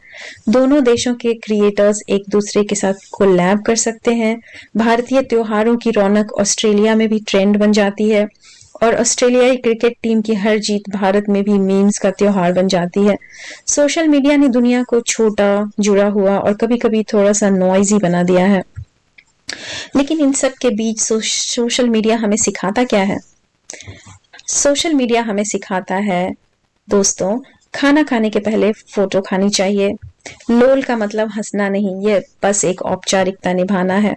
सीन का मतलब जवाब देना नहीं होता। और सबसे बड़ा सबक, अगर कुछ वायरल हो जाए तो समझ जाना कि इंटरनेट का मूड आज अच्छा है। तो क्या निष्कर्ष निकलता है? सोशल मीडिया एक दिन नहीं, एक दुनिया है। 30 जून का वर्ल्ड सोशल मीडिया डे हमें याद दिलाता है कि सोशल मीडिया सिर्फ टाइम पास नहीं बल्कि कनेक्शन, क्रिएटिविटी और कम्युनिटी की ताकत है। भारत हो या ऑस्ट्रेलिया, सोशल मीडिया ने हमें एक दूसरे के और करीब ला दिया है। थोड़ी हंसी, थोड़ी सीख और ढेर सारा स्क्रीन टाइम। यह दिन हमें यह भी याद दिलाता है कि सोशल मीडिया का इस्तेमाल समझदारी से करें, वरना आपकी पुरानी फोटो किसी दिन मीम बनकर सामने आ सकती है। धन्यवाद। भाई साहब, ये करी मास्टर्स और अन्य मसालों में क्या अंतर है? बहन जी, करी मास्टर्स कंप्लीट करी मिक्स है। इसमें अनियन, गार्लिक, जिंजर, टमाटर, नमक, मिर्च, हल्दी, धनिया वे सभी मसाले मिले हुए आते हैं। ये बनाने में बहुत ही आसान और खाने में लाजवाब है। It's so easy. इनकी वेबसाइट का एड्रेस है www.currymasters.com.au। ये था हमारे स्पॉन्सर करी मास्टर का संदेश। तो दोस्तों, आशा है कि आपको रंजना जी की मनोरंजक जो वार्ता थी बहुत अच्छी लगी होगी और उन्होंने सारे पहलू कवर तो कर लिए हैं, लेकिन हमारे सामने बैठे हुए हैं संजय जी और शैलजा जी। तो आपका इस बारे में क्या कहना है शैलजा जी? सोशल मीडिया तो इतना इम्पोर्टेंट हो गया है कि आप बगैर सोशल मीडिया के कहीं रह ही नहीं सकते हैं। लेकिन इसकी जो लोकप्रियता है उसको तो नकारा नहीं जा सकता है। लेकिन इसके जो अगेंस्ट चीज़ें हैं उनको भी हम लोगों को ध्यान में रखना होगा। तो मैं तो संजय जी से पूछूंगी, संजय जी आपने क्या प्रकाशित किया है इस विषय में? देखिए, इसमें मेन जो बात है, ये बात सही है कि इसमें तमाम अच्छी बातें हैं।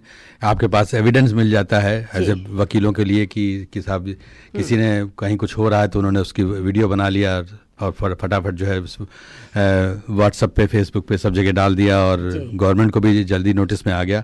तो वो सब तो अच्छी बातें तो हैं, बिल्कुल। लेकिन एक इसमें एक खराबी है कि इतना ज़्यादा इन्वॉल्व रहते हैं लोग कि उन्हें जो वास्तविक सकारात्मक जो उनको खुद करना चाहिए उसके लिए टाइम नहीं बचता है ना। तो उसमें क्या है कि जैसे इसीलिए मैंने नाम रखा है कि सिर्फ फुटबॉल ज्यादा होती है, लोग बहस ज्यादा करते हैं और सकारात्मक यूज कम करते हैं। नहीं, बहस कर रहे हैं संजय जी, ठीक है, लेकिन ऐसा होता है कि इसमें आपने एक टर्म सुनी होगी, फोमो, FOMO,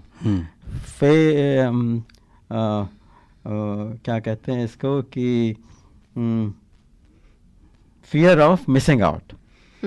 हाँ, मतलब ये है कि जो फेसबुक है वो एक्चुअली फेक बुक है, इस सेंस में कि आप दूसरे की फ़ोटो देखते हैं हंसते मुस्कुराते हुए, आपको कभी कभी ये लगता है कि हमारे जीवन में ऐसा क्यों नहीं है। हाँ जी। तो उससे काफ़ी लोगों को डिप्रेशन भी हो सकता है। हाँ, इसीलिए तुलनात्मक चीज़ बहुत ज़रूरी है। हाँ, क्योंकि लोग देखते हैं कि कितने लोगों ने लाइक किया, किसने लाइक किया, किसने लाइक नहीं किया। तो वही तो कह रहे हैं, ज़्यादा लोग उस पर इन्वॉल्व हो गए हैं, लिमिट से ज़्यादा हो गए। अब जैसे कि इसका मैं बता रहा हूँ, व्हाट्सएप का जो मैंने जो व्यंग लिखा है उसमें ये इस घटना का उल्लेख है कि व्हाट्सएप के एक नुक्कड़ पे 2 वकीलों में जो है बहस हुई, विवाद इतना बढ़ा कि एक वकील ने दूसरे को गोलियां चला दी, वो भी न्यायालय परिसर में। अच्छा। हुआ यूं कि उस वक्त नुक्कड़ पर यानी व्हाट्सएप पर रात में हुई इस बहस की अगली सुबह उनमें से एक वकील तड़के ही थाने जा पहुंचा। वहां उसने एक विचित्र सी नामजद शिकायत दर्ज कराई, जिसमें उसने दूसरे वकील पर आरोप लगाया कि उक्त सहकर्मी वकील ने रात को व्हाट्सएप पर उन्हें बहुत भला बुरा कहा।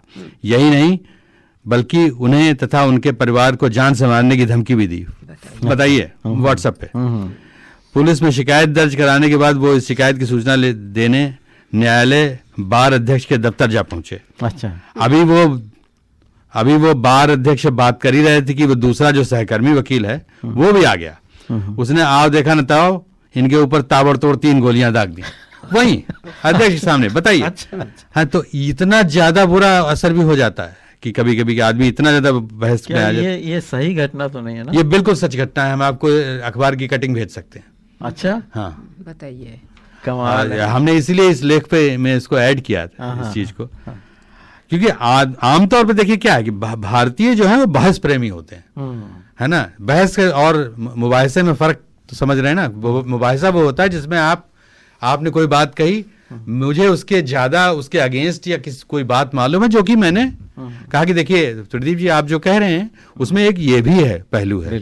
तो वो तो हुआ मुबाहिसा। दूसरा आदमी कहता है नहीं प्रदीप जी आप गलत कह रहे हैं, वो हुई बहस। तो दूसरे को खाली गलत बताते रहना, ये बहुत आसान काम है और ये इसके लिए भारतीय बहुत फेमस है। जोश आ जाता है एक बार आप में। लेकिन सोचिए कि ये समस्या इतनी ज्यादा बढ़ गई है कि बहुत। साइकाइट्री में एक डायग्नोसिस इंट्रोड्यूस हुई है, नई डायग्नोसिस, इंटरनेट एडिक्शन। अच्छा। Internet addiction is no less than drug addiction and alcohol addiction. बिल्कुल। तो श्रोताओं आप लोगों को चाहे कितना ही इसमें उपयोगिता हो लेकिन आपको अपना नियंत्रण उसके ऊपर करना आवश्यक होगा कि और फिर ये होता है कि हर चीज जो है व्हाट्सएप ग्रुप में वो सही नहीं होती है। हाँ। और आपने जैसे कहा प्रदीप जी की हीनता की भावना आ जाती है कि बताइए देखिए इनके यहाँ इतनी पार्टियां हो रही हैं, इतने इनके दोस्त आए, हमारे यहाँ कोई दोस्त नहीं आया, हमारी पार्टी लोगों को डिप्रेशन हो जाता है। और क्या, बिल्कुल डिप्रेशन हो जाता है उससे। तो आपको एक लिमिट में रखना चाहिए कि आप इससे क्या पढ़ाई लिखाई में। अब देखिए जब से कोविड हुआ है तब से तो लगता है कि बगैर इंटरनेट के कोई काम हो ही नहीं सकता है। आप कहीं भी जाइए आपको ऐप चाहिए, आपको पासवर्ड चाहिए और आपको व्हाट्सएप से मैसेजेस चाहिए। तो एडिक्शन जो है वो गलत चीज होती है। और ये पासवर्ड का चक्कर ऐसा है कि हर 2-3 वीक में चेंज करिए और दिमाग खराब हो जाता है। उसमें अपना ही पासवर्ड भूल जाते हैं, फिर बारों उसे पीछे लगते हैं, उसमें ही टाइम बहुत वेस्ट होता है। अच्छा, एक बात मैं आप दोनों से ये पूछना चाहता था कि जैसे यहाँ की ऑस्ट्रेलियन सरकार ने 15 साल से छोटे बच्चों के लिए वो फेसबुक या सोशल मीडिया बैन लगाया हुआ है, उसके बारे में आपका क्या ख्याल है? शैलजा जी आप बताइए पहले। एक इंटरेस्टिंग चीज़ ये है कि मेरी बेटी जो है वो कम्युनिकेशन मीडिया अथॉरिटी में सीनियर लॉयर है, तो उसने अभी एक रिलीज लेजिस्लेशन किया है जिसमें कि स्पेसिफाइड है बिल्कुल चीज़ें कि किस उम्र तक आप कौन से सोशल मीडिया पे जा सकते हैं और क्या इसका रिजल्ट क्या होगा अगर आप पेरेंट्स उसको कंट्रोल नहीं करते हैं। तो स्कूल और पेरेंट्स में सब जगह ये अब लागू होगा कि 12 साल से पहले आप क्या देख सकते हैं, 14 साल से पहले, 16 साल से पहले आप क्या देख सकते हैं। तो गवर्नमेंट लेजिस्लेशन जो है अब वो बहुत स्ट्रिक्ट हो गया है। लेकिन उसको पुलिसिंग कैसे करेंगे? पुलिसिंग यही करेंगे कि अब आजकल यह है कि आर्टिफिशियल इंटेलिजेंस से कोई चीज़ छुपी नहीं रहती है। तो आर्टिफिशियल इंटेलिजेंस के थ्रू एक नया डिपार्टमेंट उनका होगा जिसमें कि वो सारा का सारा पुलिसिंग करेंगे कि कहाँ किस बच्चे ने कौन सा साइट खोला है। क्योंकि बच्चे जो हैं अगर उनको आप फ्रीडम दे दीजिए तो ऐसे साइट खोलते हैं जो भी आपके नज़रिया में ऑब्जेक्शनेबल हैं। बिल्कुल बिल्कुल। संजय जी देखिए, ये पुलिसिंग का जो आपने कहा ना, तो ये आप जान लीजिए कि बड़ा आसान है। हाँ, ये एक बार अगर आप जो भी इसमें डालते हो सोशल मीडिया पे या कंप्यूटर में या कहीं भी फोन पे, वो सारा आप किसी तरकीब से मिटा नहीं सकते हैं, वो रहता ही रहता है। और जो जहाँ पे आपका इसका सर्वर है वो कभी भी पता लगा सकता है कि कहाँ पे। और सर्वर तो आपके जानते हैं इस वक्त इसमें एक चीज और प्रॉब्लम है। एक ये प्रॉब्लम है कि हमारे सारे सर्वर जो हैं वो मेड इन चाइना है। अब सर्वर मेड इन चाइना होने की वजह से समझ लीजिएगा उनके पास कहाँ कहाँ उसमें लिंक होगा, वो कितना पता लगा सकते हैं आपको। प्लस उन्होंने आपको भी, गवर्नमेंट को भी लिंक दे रखा है कि साहब आप अगर कुछ जानना चाहें तो यहाँ से जान सकते हैं। लॉ एंड ऑर्डर के पास सारा हक है कि वो कुछ भी कर सकता है, तो वो तो बच नहीं सकता कहीं से, है ना। तो ये तो है एक बिल्कुल कि है। और प्लस दूसरी चीज़ जैसे दीदी ने कहा कि अभी की पढ़ाई लिखाई और वो सब जो है उस सब के लिए टाइम भी चाहिए, है ना। तो आप अगर टोटल सोशल मीडिया पे ही रहेंगे तो कहाँ से उससे कहाँ 24 घंटे से 25वां घंटा तो मिलने वाला नहीं है। बिल्कुल है? बिल्कुल। तो ये और संजय जी एक इसी से रिलेटेड खास बात ये भी है कि पता नहीं यूट्यूब पर कितने मैंने वो देखे हैं कि आपका बैंक हैक हो जाएगा, आपके पैसे गायब हो जाएंगे। भारत में तो बहुत हो रहा है, यहाँ पर भी बिलियंस ऑफ डॉलर्स लोगों के निकल जाते हैं।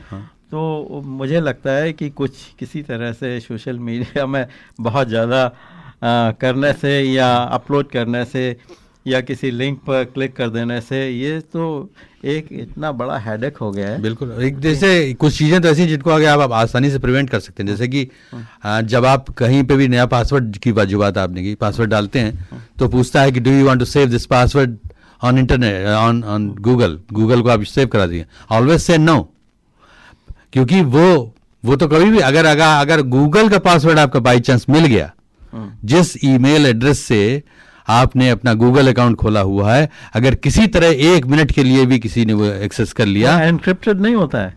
जब वो सेव करते हैं तो एनक्रिप्टेड होता होगा। उसकी ट्रिक है, उसकी ट्रिक है कि वो इंक्रिप्शन भी देखिए, computer is a very weak unit, बहुत ही कमजोर यूनिट है, क्योंकि पता नहीं है इसलिए हम बचे हुए हैं बस। बिल्कुल। तो उसमें समस्या यही है कि अगर वो एक बार भी उसको अगर एक बार घुस गया वो किसी तरह से कहीं, उसमें तमाम वो ऑप्शन है। एक वो हैं मिस्टर अमित दुबे करके, उनके पॉडकास्ट आप देखिए। हाँ, वो आपको बिल्कुल क्लियर समझ में आ जाए कि हम कितने कमजोर हालत में हैं। बिल्कुल बहुत ही। तो वो जो है अगर 1 सेकंड को भी उसको मिल गया आपका एक्सेस, तो आपके सारे पासवर्ड फटाफट देख लेगा वो 1 मिनट, बल्कि प्रिंट करके रख लेगा। हाँ। लेकिन बेसिक जो रूल है वो है, अगर आप पहचानते नहीं है किसी भी लिंक को तो आप उस पर क्लिक मत कीजिए, सीधी सी बात ये है। हाँ, और खास तौर से कुछ तो बिल्कुल बेसिक रूल ऑफ थंब रख लीजिए कि आप जो भी आपके पास ईमेल आता है, ईमेल से कोई चीज एक्सेस मत कीजिए। ईमेल में आता है क्लिक हियर, वो कभी मत कीजिए। आप अगर उस साइट के ऑलरेडी आपका पासवर्ड है तो उस साइट पे जाइए, साइट पे अपना पासवर्ड डालिए, वहां भी वो मैसेज आया होगा, इनबॉक्स वहां भी है, जो वो ईमेल आपको भेजते हैं वही ईमेल वो उस इनबॉक्स में भी भेजते हैं, तो वहां देखिए जाके ना, यहाँ काहे लिए इसमें चेक करना पड़ेगा। बिल्कुल। हाँ। तो संजय जी ऐसा है कि हमारा समय बहुत जल्दी से बीता जा रहा है और हम अब बात करने जा रहे हैं दुर्गा शक्ति। ऐसा है कि 1970 के दशक में बहुत सारे भारतीय लोग यहाँ पर आए थे अपने अपने परिवार के साथ, और ऐसा लगता है कि कुछ दुर्गा शक्तियों को, बर्डिंग दुर्गा शक्तियों को साथ में लाए थे और हमारी महिलाएं ने यहाँ आकर जो आपने कार्ल साज की डेफिनेशन बताई कि बहुत अच्छे काम किए, बहुत ऊंचाई तक भी पहुंची। और शैलजा जी भी कारसाज ही हैं, चुपचाप अपना काम करती रहती हैं। शैलजा जी बहुत बड़ी कारसाज हैं। बिल्कुल। और शैलजा जी ने उन दुर्गा शक्तियों को कंपाइल किया है, ये नाम दिया है इन्होंने दुर्गा शक्ति Indian women from down under. इस बुक की मैं फ़ोटो शेयर कर दूंगा, इसके सामने बड़ी सुंदर सी एक दुर्गा बनी हुई है। मैंने कॉन्फिडेंशियली बता दिया है प्रदीप जी को ये कौन है उनके अतीत से। अच्छा, और इसमें 21 सिडनी की नहीं, यहाँ की ऑस्ट्रेलिया की 21 दुर्गा शक्तियों का नाम दर्ज है और उनमें से एक दुर्गा शक्ति हमारे सामने शैलजा जी बैठी हुई हैं। अब आप अतिशयोक्ति कर रहे हैं ये कह के तो, लेकिन दुर्गा शक्ति महिला, क्योंकि भारतीय महिलाओं का पूरा अगर आप देखिए विश्व में उनकी जो इमेज है वो ये है कि न तो पढ़ी लिखी होती हैं और न वो कोई घर के बाहर काम कर सकती हैं। मैं आपको एक एग्जांपल बताऊं कि 1970 में जब मैं होम विजिट के लिए गई किसी के घर में, तो पूरे मुझे लगा कि जैसे कि मैं एक स्पेसिमेन हूँ, क्योंकि पूरे परिवार जो था मुझे देखने के लिए आया कि Indian doctor, female Indian woman doctor, उन्होंने कभी सुना नहीं था, उन्होंने कभी कहीं पढ़ा नहीं था कि भारत की औरत भी डॉक्टर हो सकती है। तो उस वक़्त मुझे अपमान लगा ये अपना, कि हमारे भारत में वैदिक काल से महिलाओं का इतना आदर हुआ है। हमारे यहाँ माँ का कितना बड़ा आदर होता, भारत माँ होती है, पृथ्वी माँ होती है, और यहाँ ये देख रही है, यहाँ परिवार मुझे देख रहा है कि ये पहली भारतीय महिला है। और सच ये है कि 1865 में सबसे पहली जो हमारे यहाँ की थी मेडिकल प्रैक्टिशनर, सोचिए कि ऑस्ट्रेलिया से पहले वो यहाँ पे आई थी, और उनका नाम था, देखिए कि आनंदबाई जोशी। 1865 में वो first medical graduate from Pennsylvania university थी। ऑस्ट्रेलिया में जो पहली महिला थी वो 2 साल बाद हुई थी उसी यूनिवर्सिटी से। अच्छा। तो पहली जो महिला थी डॉक्टर, वो इंडियन डॉक्टर थी। और महिलाएं जो हैं भारत की कहाँ से कहाँ पहुँचती हैं। और ये मैंने देखा कि ऑस्ट्रेलिया में एक से एक बढ़कर महिलाएं हैं। अगर हम सबका उसमें अपनी किताब में अगर सबका हम विवरण देते तो ये पॉसिबल नहीं था। और जैसा कि अभी हमें संजय जी ने कहा कि ये तो 21st सेंचुरी है, इसलिए हमने 21वीं सदी की 21 महिलाएं ले ली। 21 महिलाएं हैं, और हमारे यहाँ 21, 11 और जो 1 नंबर होता है उसको हमारे बड़ा ही शुभ माना जाता है। तो इसलिए हमने इस पुस्तक में 21 महिलाओं के विवरण दिए हैं जिन्होंने की आशातीत सफलता पाई अपने अपने क्षेत्रों में। और सबसे बड़ा मेरा सौभाग्य था कि मेरी जो को ऑथर हैं शिबा नंदकिलियोकर, तो वो जो हैं वो अपने आप में एक बहुत बड़ा उदाहरण है। तो उनकी भी सहायता थी कि उनका कांटेक्ट बहुत सारे हैं, और she herself is a very well known person. वो भी रह चुकी हैं, इंडिया ऑस्ट्रेलिया बिजनेस की प्रेसिडेंट रह चुकी हैं, बहुत सारे उनकी भी हैं। तो इसमें हमने अपने अपने क्षेत्र में जिन महिलाओं ने अपनी ऊंचाई तक पहुंची हैं, जो पहली महिलाएं हैं जिन्होंने उस क्षेत्र में इतनी सफलता प्राप्त की है, तो हमने उनका विवरण इसमें दिया है। तो बार बार हमें विश्व को बताना पड़ता है कि भारतीय महिलाएं पीछे नहीं हैं। अगर आपको मैं बताऊं कि हालांकि भारत की रैंकिंग जो है जेंडर डाइवर्सिटी में 134 है, लेकिन female pilots in India are 12.4%। अच्छा। ऑस्ट्रेलिया में 5.8%। अब आप ये देखिए कि हमारे यहाँ 12% फीमेल पायलट्स हैं, ऑस्ट्रेलिया में सिर्फ 5.8% हैं। और सोचिए कि 1936 में सरला ठकराल, वो जो सबसे पहले उन्होंने प्लेन की पायलट 1934 में, a female was a plane pilot. One of the important thing is that superior management में, क्योंकि अब आजकल हर जगह हम यहाँ पे भी सब जगह ये कहा गया है कि कमिटीज़ में जिस कमेटी में भी महिलाएं रहती हैं उसकी ज़्यादा सफलता होती है। बिल्कुल, क्योंकि मुझे ये लगता है कि शायद महिलाएं अपना कार्य के लिए ज्यादा सिंसियर होती हैं। जी मल्टी स्किल होती है ना, हम लोग एक बार में एक काम करते हैं, एक काम करते महिलाएं जो हैं एक साथ 2 काम कर सकती हैं, है ना। तो उसमें वो उनको एडवांटेज हो जाता है। They can divide their brain in 2 parts, 4 parts or something. बिल्कुल, क्योंकि आप ये सोचिए कि मेल माइंड जो होता है वन ट्रैक होता है, फीमेल माइंड जैसा आपने कहा ना मल्टी स्किल्ड है। और ये है कि इमोशनल क्वेश्चन आजकल IQ होता है और EQ भी होता है। तो महिलाएं जो होती हैं वो पूरा का पूरा संदर्भ लेती हैं। आप सिर्फ देखते हैं कि ये 8:30 बजे काम करने आ सकती है कि नहीं, महिला जो है वो देखेगी कि बच्चों को बच्चों का इंतजाम हो गया है कि नहीं हो गया है। एंड आई थिंक वो जो है इतनी इम्पोर्टेंट चीज़ है कि अगर आपने मेरे विषय में ये सोचा हो कि बच्चों को इसने खाना दिया है कि नहीं, तो मेरा आपका जो संबंध है उससे कहीं ज़्यादा गूढ़ हो गए। मैं सोचूंगी कि आपने कम से कम ये तो सोचा कि मेरा घर की रिस्पॉन्सिबिलिटी क्या है। तो इसलिए भारतीय महिलाएं जो हैं वो काफ़ी आगे हैं। तो दूसरी चीज़ मैं आपको बताना चाहूँगी कि सीनियर मैनेजमेंट पोजीशन में महिलाएं जो है 39% against the world average of 31। India में लोग सोचते हैं औरतें घर ही में रहती हैं, लेकिन 39% इन senior management position and world average is 31%।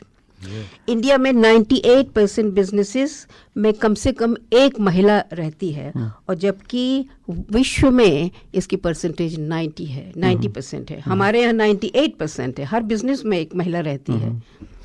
तो इस तरह से और मिड मार्केट बिजनेस में भी इंडिया कहीं आगे, 47% मिड मार्केट बिजनेस में महिलाएं होती हैं और 26% ग्लोबल एवरेज है। तो इस तरह से देखिए कि भारतीय महिलाएं पीछे नहीं हैं। फिर विश्व में आके हमारा सबसे बड़ा भारतीय हम लोग हैं, हर जगह हम जाते हैं, समय हो रहा है तो मैं संक्षेप में बस बताना चाहूँगी कि भारतीय जहाँ भी जाते हैं, हम कहीं भी कोई ऐसा काम नहीं करते हैं जिससे कि हमारे भारत की इमेज खराब हो। बिल्कुल। और भारतीय महिलाओं ने भी वही किया है कि हम जहाँ भी गए हैं, एक किताब फिजी में निकली थी, बहुत ही अच्छी किताब, फिजी माँ।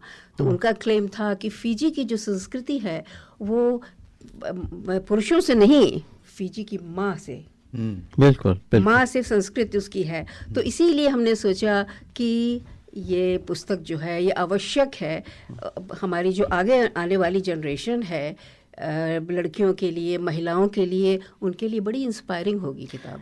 बिल्कुल बिल्कुल। तो शैलजा जी, ऐसा है कि समय की कमी तो है, लेकिन मैं चाहता था कि मैं सब दुर्गा शक्तियों का, जो आपने 21 दुर्गा शक्तियाँ हैं, उनका नाम पढ़ दूँ, और आप चाहें तो उनके बारे में एक सेंटेंस बताते हैं। रैपिड फायर राउंड है। नंबर 1 अनीता बरार। अनीता बरार जी जो हैं वो SBS की ब्रॉडकास्टर हैं, वो बहुत डॉक्यूमेंट्री उन्होंने कई सारी बनाई हैं, लेखिका हैं वो, और पत्रकार हैं।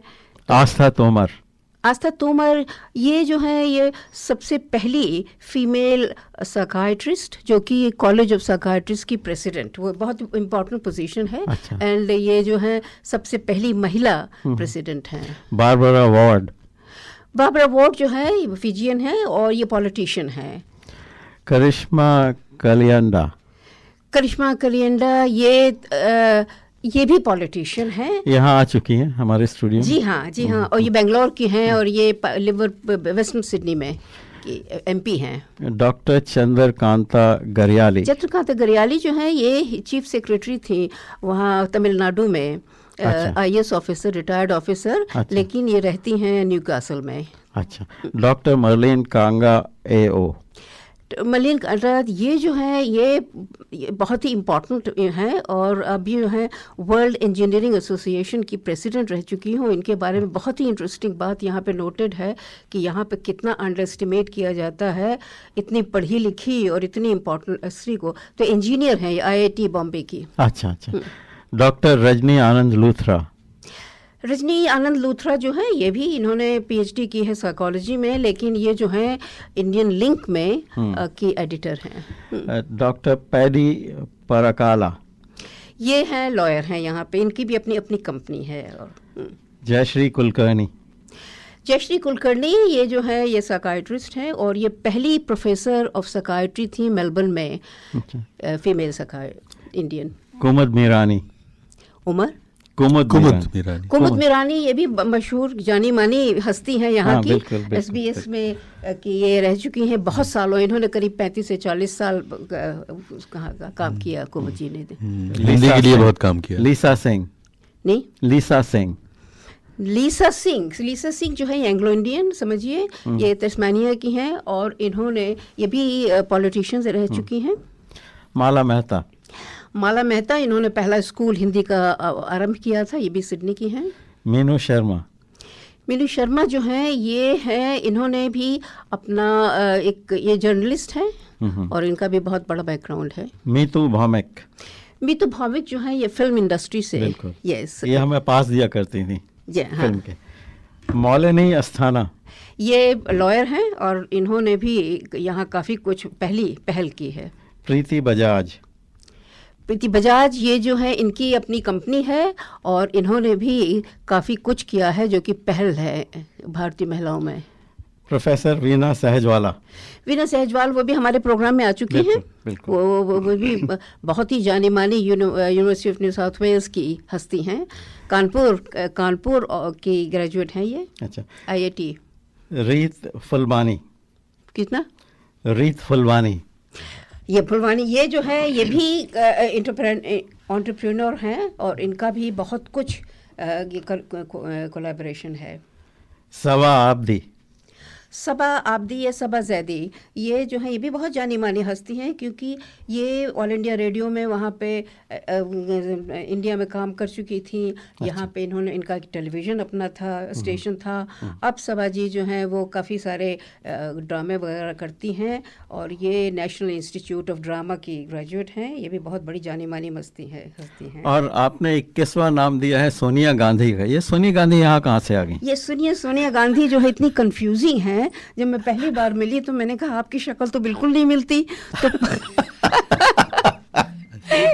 तो ये सोनिया गांधी जो है इनका नाम पहले तो और था लेकिन उन्होंने चूंकि शादी की वही हिस्ट्री है कि ये हैदराबाद की हैं और ये जो हैं ये मीडिया में काफ़ी एक्टिव हैं सोनिया गांधी। लेकिन ये वो अपनी वो वाली सोनिया गांधी इटालियन नहीं है, ये भारतीय हैं, हैदराबाद की हैं और इनके पति का नाम है गांधी। अच्छा, ऐसा है कि global association of physicians of Indian origin doctor Shailaja Chaturvedi serving in executive committee member supporting global medical collaboration. Shailaja ji, आप नंबर 1 दुर्गा शक्ति हैं।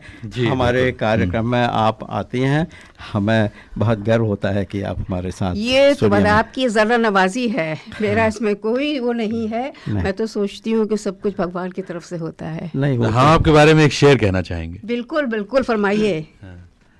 कि ये मैं आपकी तरफ से कह रहा हूँ। अच्छा। कि बस यूं ही न गुजर जाएंगे हम इन पेचीदा रास्तों से। वाह वाह, क्या! बस यूं ही न गुजर जाएंगे हम इन पेचीदा रास्तों से, हमारे कदमों के निशान कल और भी गहरे होंगे। अरे वाह, अगर रह जाए तो बहुत बड़ी बात है। ये तो मेरी किस्मत किसी राख के ढेर से आने लगे जो आँच तुम्हें, बहुत मुमकिन है कि हम उस राह से गुजरे होंगे। वाह वाह, क्या बात है। आपने तो सोने में सुहागा। अच्छा, ऐसा है कि हमारा समय अब समाप्त होने की तरफ जा रहा है, तो हम एक गीत फिल्म आई थी आनंद, 1970s की फिल्म थी। बिल्कुल। राजेश खन्ना, अमिताभ बच्चन। ये तो बहुत ही बड़ी बात जब ये रिलीज हुई थी तब इसको ज़्यादा लोगों ने नहीं पूछा, लेकिन जब लोगों ने देखना शुरू किया तो ये it became one of the very hit films. अच्छा, इसी का एक गीत है, राजेश खन्ना पर फिल्माया गया है, सुनिए।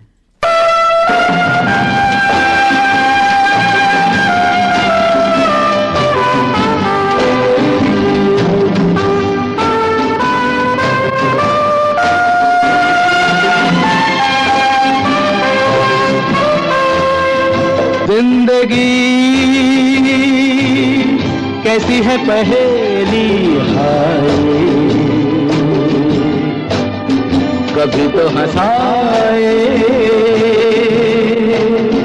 कभी ये रुलाए।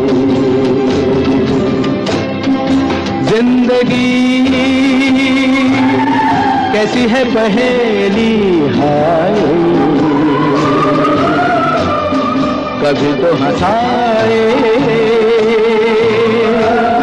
कभी ये रुलाए।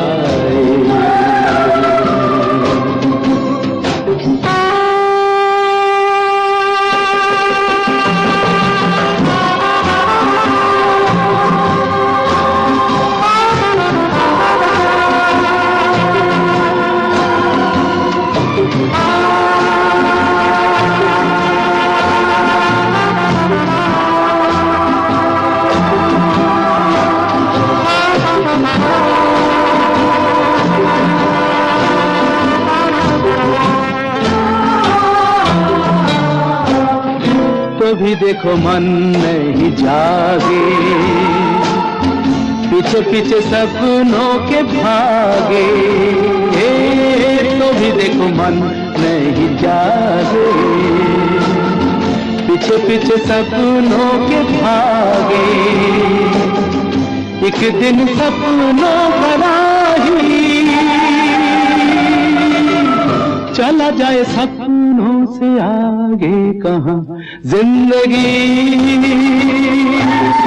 कैसी है पहेली हाय, कभी तो हंसाए कभी ये रुलाए।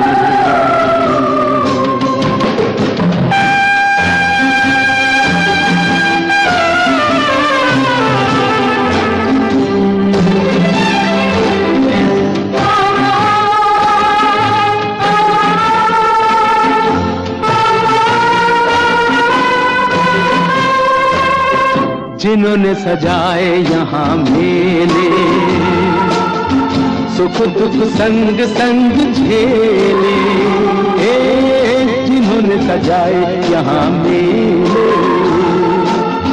सुख दुख संग संग झेले, वही चुनकर खामोशी यूं चले जाए अकेले कहाँ जिंदगी कैसी है पहेली हाय, कभी तो हंसाए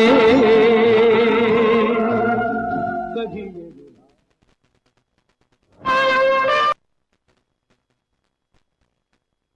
Love authentic curries, but don't have hours to spend in the kitchen? Introducing Curry Masters, the complete curry mix that's ready to cook and packed with authentic flavor. No complicated recipes, no searching for spices.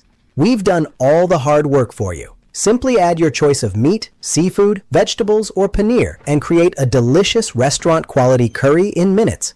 Proudly Australian made and owned, Curry Masters supplies homes and businesses right across Australia. Make curry night easy with Curry Masters. Authentic flavor made simple. Visit Curry Masters today or your nearest Indian Nepali spice shop and discover your new favorite curry. ये था हमारे sponsor करी master का संदेश। तो शैलजा जी हमारे reactions आए हुए हैं, लेकिन पहले श्रोताओं को बता दें कि शैलजा जी ने दुर्गा शक्ति पर एक वीडियो लगाया हुआ है, बहुत सुंदर वीडियो है, उसे आप ज़रूर देखें।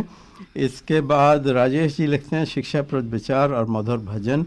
लीला तिवानी जी ज्ञानवर्धक समाचारों के बाद प्रेरक विचार और मधुर भजन से आज का दर्पण रेडियो का शुभारंभ मंगलमय रहा। नितिन कुंदप कहते हैं कि धन्यवाद दर्पण टीम, महत्वपूर्ण चर्चा इनकम टैक्स पर। अच्छा, मोहिनी जी ने कुछ लिखा था, डिलीट क्यों कर दिया मोहिनी जी? नितिन कुंदप कहते हैं आशा है सीजीटी के बारे में भी बात होगी। It's the most upsetting ruling from the years budget. तो ये हम किसी और प्रोग्राम में कवर करेंगे अगले साल के लिए। रिचा जी ने क्वेश्चन पूछा था, वो हमने पूछ लिया है। राजीव निगम जी बोलते हैं नमस्कार जी, it is really nice to hear an important information on Australian taxation we can do in connection with the deposit in our super directly today with threshold of 30,000. Thanks. Very good discussion Richa ji, धन्यवाद। अच्छा, इसके लीला तिवानी जी फिर बोलते हैं संजय जी के लेखन की कहानी कुछ कुछ हमसे मिलती है। लीला तिवानी जी, आपको यहाँ आकर हमें बताना होगा उस कहानी के बारे में। हालांकि आप यहाँ पर कई बार आ चुकी हैं, लेकिन एक बार आकर संजय जी से मिलती जुलती कहानी हम आपसे जरूर सुनेंगे। और क्या, और आपको बहुत बहुत धन्यवाद कि आप हमेशा हमारा कार्यक्रम सुनती हैं और कमेंट करती हैं। बिल्कुल। टैक्स पर यतीन जी की वार्ता बहुत ज्ञानवर्धक रही, इसमें से बहुत सी बातें हमें मालूम नहीं थी। लीला तिवानी जी फिर बोलती हैं। दुबे जी बोलते हैं Ram Dubey, good to hear the tax planning by Y G and Sanjay's creative streak. Ashima ji बोलती हैं very good programme. Leela Tiwani ji फिर बोलती हैं वाह social media digital chaupal Leela Tiwani. Rajeev Nigam ji बोलते हैं please let me know if employee raise invoice to the employer for his employment in which he includes the GST in the ever invoice। पर ये थोड़ा सा कॉम्प्लिकेटेड क्वेश्चन है, यतीन जी से आप डायरेक्टली बात कर लीजिए यहाँ पर। सही बात है। इस ग्रुप में उनका नंबर है, आप उनसे बात करिए, उनको बड़ी खुशी होगी कि आपने दर्पण के माध्यम से उनसे बात की। मृणाल जी बोलते हैं, संजय जी को उनकी ही जुबानी सुनना एक विशेष अनुभव है। उनका लेखन सार्थक और कड़े प्रश्न भी उठाता है। रंजना जी की डिजिटल चौपाल एक साधे हुए निबंध सा लगा। प्रदीप जी और शैलजा जी की प्रस्तुति तो विशेष होती ही है। दर्पण रेडियो को आज के अंक के लिए आभार। अरे मृणाल जी, आप कहाँ छुपे हुए हैं? हम तो आपको बहुत दिनों से ढूंढ रहे थे। ढूंढ रहे हैं कि आप आ जाएं इस रेडियो प्रोग्राम में। हाँ, रेडियो प्रोग्राम में आइए। बड़े बढ़िया कवि हैं। हाँ, और उनकी हिंदी बहुत कविता परिष्कृत हिंदी। हाँ, परिष्कृत हिंदी के अलावा बहुत सारगर्भित लिखते हैं, बहुत ही बढ़िया लिखते हैं, बहुत बढ़िया। और छंद का ज्ञान बहुत अच्छा। और आपसे भी यंग हैं। मैं मिल चुका हूँ। मेरी किताबें ये भी पढ़ते हैं। अच्छा, मेरी किताबें ये भी पढ़ते हैं। राजीव निगम जी बोलते हैं, sometimes people become edict of social media. अच्छा। लीला तिवानी जी फिर ने बड़ा अच्छा लिखा है उन्होंने। सोशल मीडिया पर रंजना जी की वार्ता बहुत शोध के साथ लिखी, अत्यंत ज्ञानवर्धक लगी। लीला तिवानी। अच्छा, इन्होंने दिखावे की दुनिया, दिखावे के लोग, सोशल मीडिया बना स्वयं भयंकर रोग, सबसे भयंकर रोग। क्या बात है। अच्छा, 2 लाइनें और पढ़ूंगा। आभास ही इस दुनिया में केवल है आभास, लाइक कमेंट बढ़ते रहें, एक यही है आस। जरूर जरूर बिल्कुल सही कहा आपने जो कहा था। बिल्कुल सही। पूरा तो समय नहीं है, इसे फिर से आप पढ़ सकते हैं व्हाट्सएप मैसेज पे जाकर। राजीव निगम जी आज बड़े एक्टिव हुए हैं। Really surprising to know the criminal incident by protection lawyer. Ramesh Joshi ji बोलते हैं, namaskar to all, just want to your views that before we came across this social media fever what had happened. Leela ji आपकी कविता तो बहुत ही सुंदर है और बहुत ही ज्यादा सटीक है। उपाध्याय जी बोलते हैं, सोशल मीडिया दिवस पर रंजना जी की प्रस्तुति काफ़ी सार्थक थी। और इसके बाद संजय जी द्वारा सोशल मीडिया से संबंधित कुछ आपराधिक घटनाओं का विवरण देना आज के दौर में सोशल मीडिया के महत्व को दर्शाता है। इसी संदर्भ में आजकल एक और अपराध कथा चर्चा में है। पुणे में एक लड़की ने अपने मंगेतर की हत्या कर दी थी। तो मैं जानना चाहता हूँ कि अपराधों की सोशल मीडिया का योगदान है। अच्छा, ये बहुत बड़ी चर्चा है, किसी दिन आपसे करेंगे। उपाध्याय जी, आशमा जी कहते हैं, kudos to all the Indian women who have contributed to Indian community. Upadhyay ji, rapid fire round में शैलजा जी को 10 में से 10 नंबर दो। क्या बात है, क्या पास कर दिया आपने। कहीं नीट पर पेपर आउट तो नहीं पेपर आउट हो गया। और सुनिए, शैलजा जी और संजय जी की लेखनी में जादू है। ऋचा जी बोलती हैं, संजय जी क्या बात कही, शैलजा जी को समर्पित शेर अति सुंदर। वो तो और भी ज्यादा सुंदर था। जी बहुत शुक्रिया। तो शैलजा जी, ऐसा है कि आपने कुछ डिसाइड किया है किससे प्राइज दिया जाएगा? डिसाइड किया है, आपने डिसाइड किया है ना कि आप 2 टिकट जो गाता रहे मेरा दिल जी, 2 टिकट आप किससे देने जा रहे हैं? यस, हम देखिए, हम सोचते हैं कि राजीव जी को टिकट क्यों ना दिया जाए। राजीव जी और मृणाल जी 2 हैं। मृणाल जी या राजीव जी? राजीव जी को तो मिल चुके हैं टिकट कि नहीं? हाँ, मृणाल जी को नहीं मिला है मेरे। मृणाल जी ये कम से कम पकड़ में तो आए हमारे। हाँ बिल्कुल, बहुत जरूरी है उनको। हमारे अच्छा, जिस दिन मृणाल जी को बुलाइएगा हमें बुला लीजिए। अच्छा ठीक है, साथ ही साथ आएंगे। बिल्कुल बिल्कुल बिल्कुल। हमारे यहाँ, हमारे देश में घूस चलती है खूब कि तो ये प्रदीप जी आप घूस दे रहे हैं सरेआम रेडियो पर, सरेआम रेडियो पे। आपके अगेंस्ट तो पूरा एक्शन लिया जाएगा मृणाल जी। बिल्कुल। अब देखिए, हमारा समय समाप्त होने की तरफ जा रहा है, तो सबसे पहले हम संजय जी से पूछेंगे कि आपका अंतिम शब्द हमारे लिए कुछ बोल दीजिए। मैं 2 गीत की लाइनें पढ़ दूं, वो ज़्यादा सही? बिल्कुल, जल्दी से। ये एक तरह से ये है कि आपका जो मतलब जो हम लोग जिस तरफ दुनिया जा रही है उसके हिसाब से थोड़ा सा कि उसके प्रति जागरूक होना चाहिए। सोशल मीडिया में जो कमियां हैं या जहाँ कहीं भी हैं, जो भी हम गड़बड़ कर रहे हैं उसके से रिलेटेड है। तो उसी के बारे में कह रहे हैं कि यूं सांसों ने घोटा है दम ये मेरा, भरोसा हवाओं पे कम है जरा, मुझे ख्वाहिशों से न बहलाइए, अंधेरों से गहरा है सपना तेरा, यूं अपना गुलिस्तां तू रुसवा करे, भरोसा तेरा यार कैसे करूं, जो अपने चमन से ही नाराज हो, बता दे उसे यार कैसे कहूं, कैसे कहूं। बहुत सुंदर संजय जी, बहुत बढ़िया।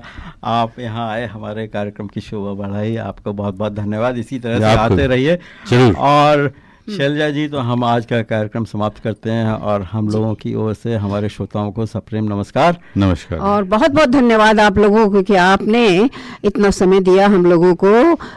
इस हमारी सफलता इसी में है कि हमारे श्रोतागण इससे कुछ पाए। बहुत सक्रिय योगदान दिया, इसके लिए बहुत धन्यवाद। यस। और ये है कि मैं अपने श्रोताओं से एक बात और कहना चाहता हूँ कि जब हमारा कार्यक्रम चल रहा हो तो कमेंट जरूर करें। कुछ वीडियो वगैरह अगर आपको डालने हैं तो उसके बाद डाला करिए। बिल्कुल बिल्कुल। क्योंकि हमारे कार्यक्रम में आप अपना कमेंट लिखिए, वो उससे हमें बहुत प्रोत्साहन मिलता है। और सिर्फ ये नहीं कि आप हमारी तारीफ करिए, आप हमारी कमियां भी बताइए या किस तरह से हम इसे और अच्छा कर सकते हैं, ये बताइए। वही तो असली चीज़ है कि क्या हम नहीं कर पा रहे हैं। बिल्कुल बिल्कुल। तो इसी के साथ हम एक गीत छोड़ जाते हैं अपने श्रोताओं के लिए। बिल्कुल बिल्कुल। और ये भी फिल्म कट्टी पतंग से ही है और किशोर कुमार की आवाज़ में है, तो आशा है आपको पसंद आएगा। अब एक बार हमें किशोर कुमार का प्रोग्राम पूरे उत्साह से करना पड़ेगा, क्योंकि ये ऑलराउंडर बिल्कुल कलाकार थे। बिल्कुल बिल्कुल बिल्कुल।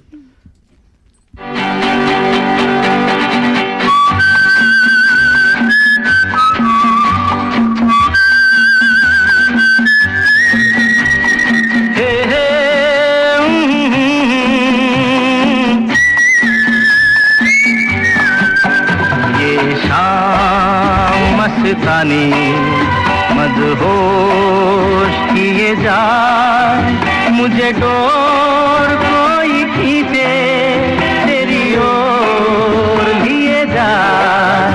ये शाम मस्तानी मदहोश किए जा, मुझे डोर कोई खींचे तेरी ओर लिए जा।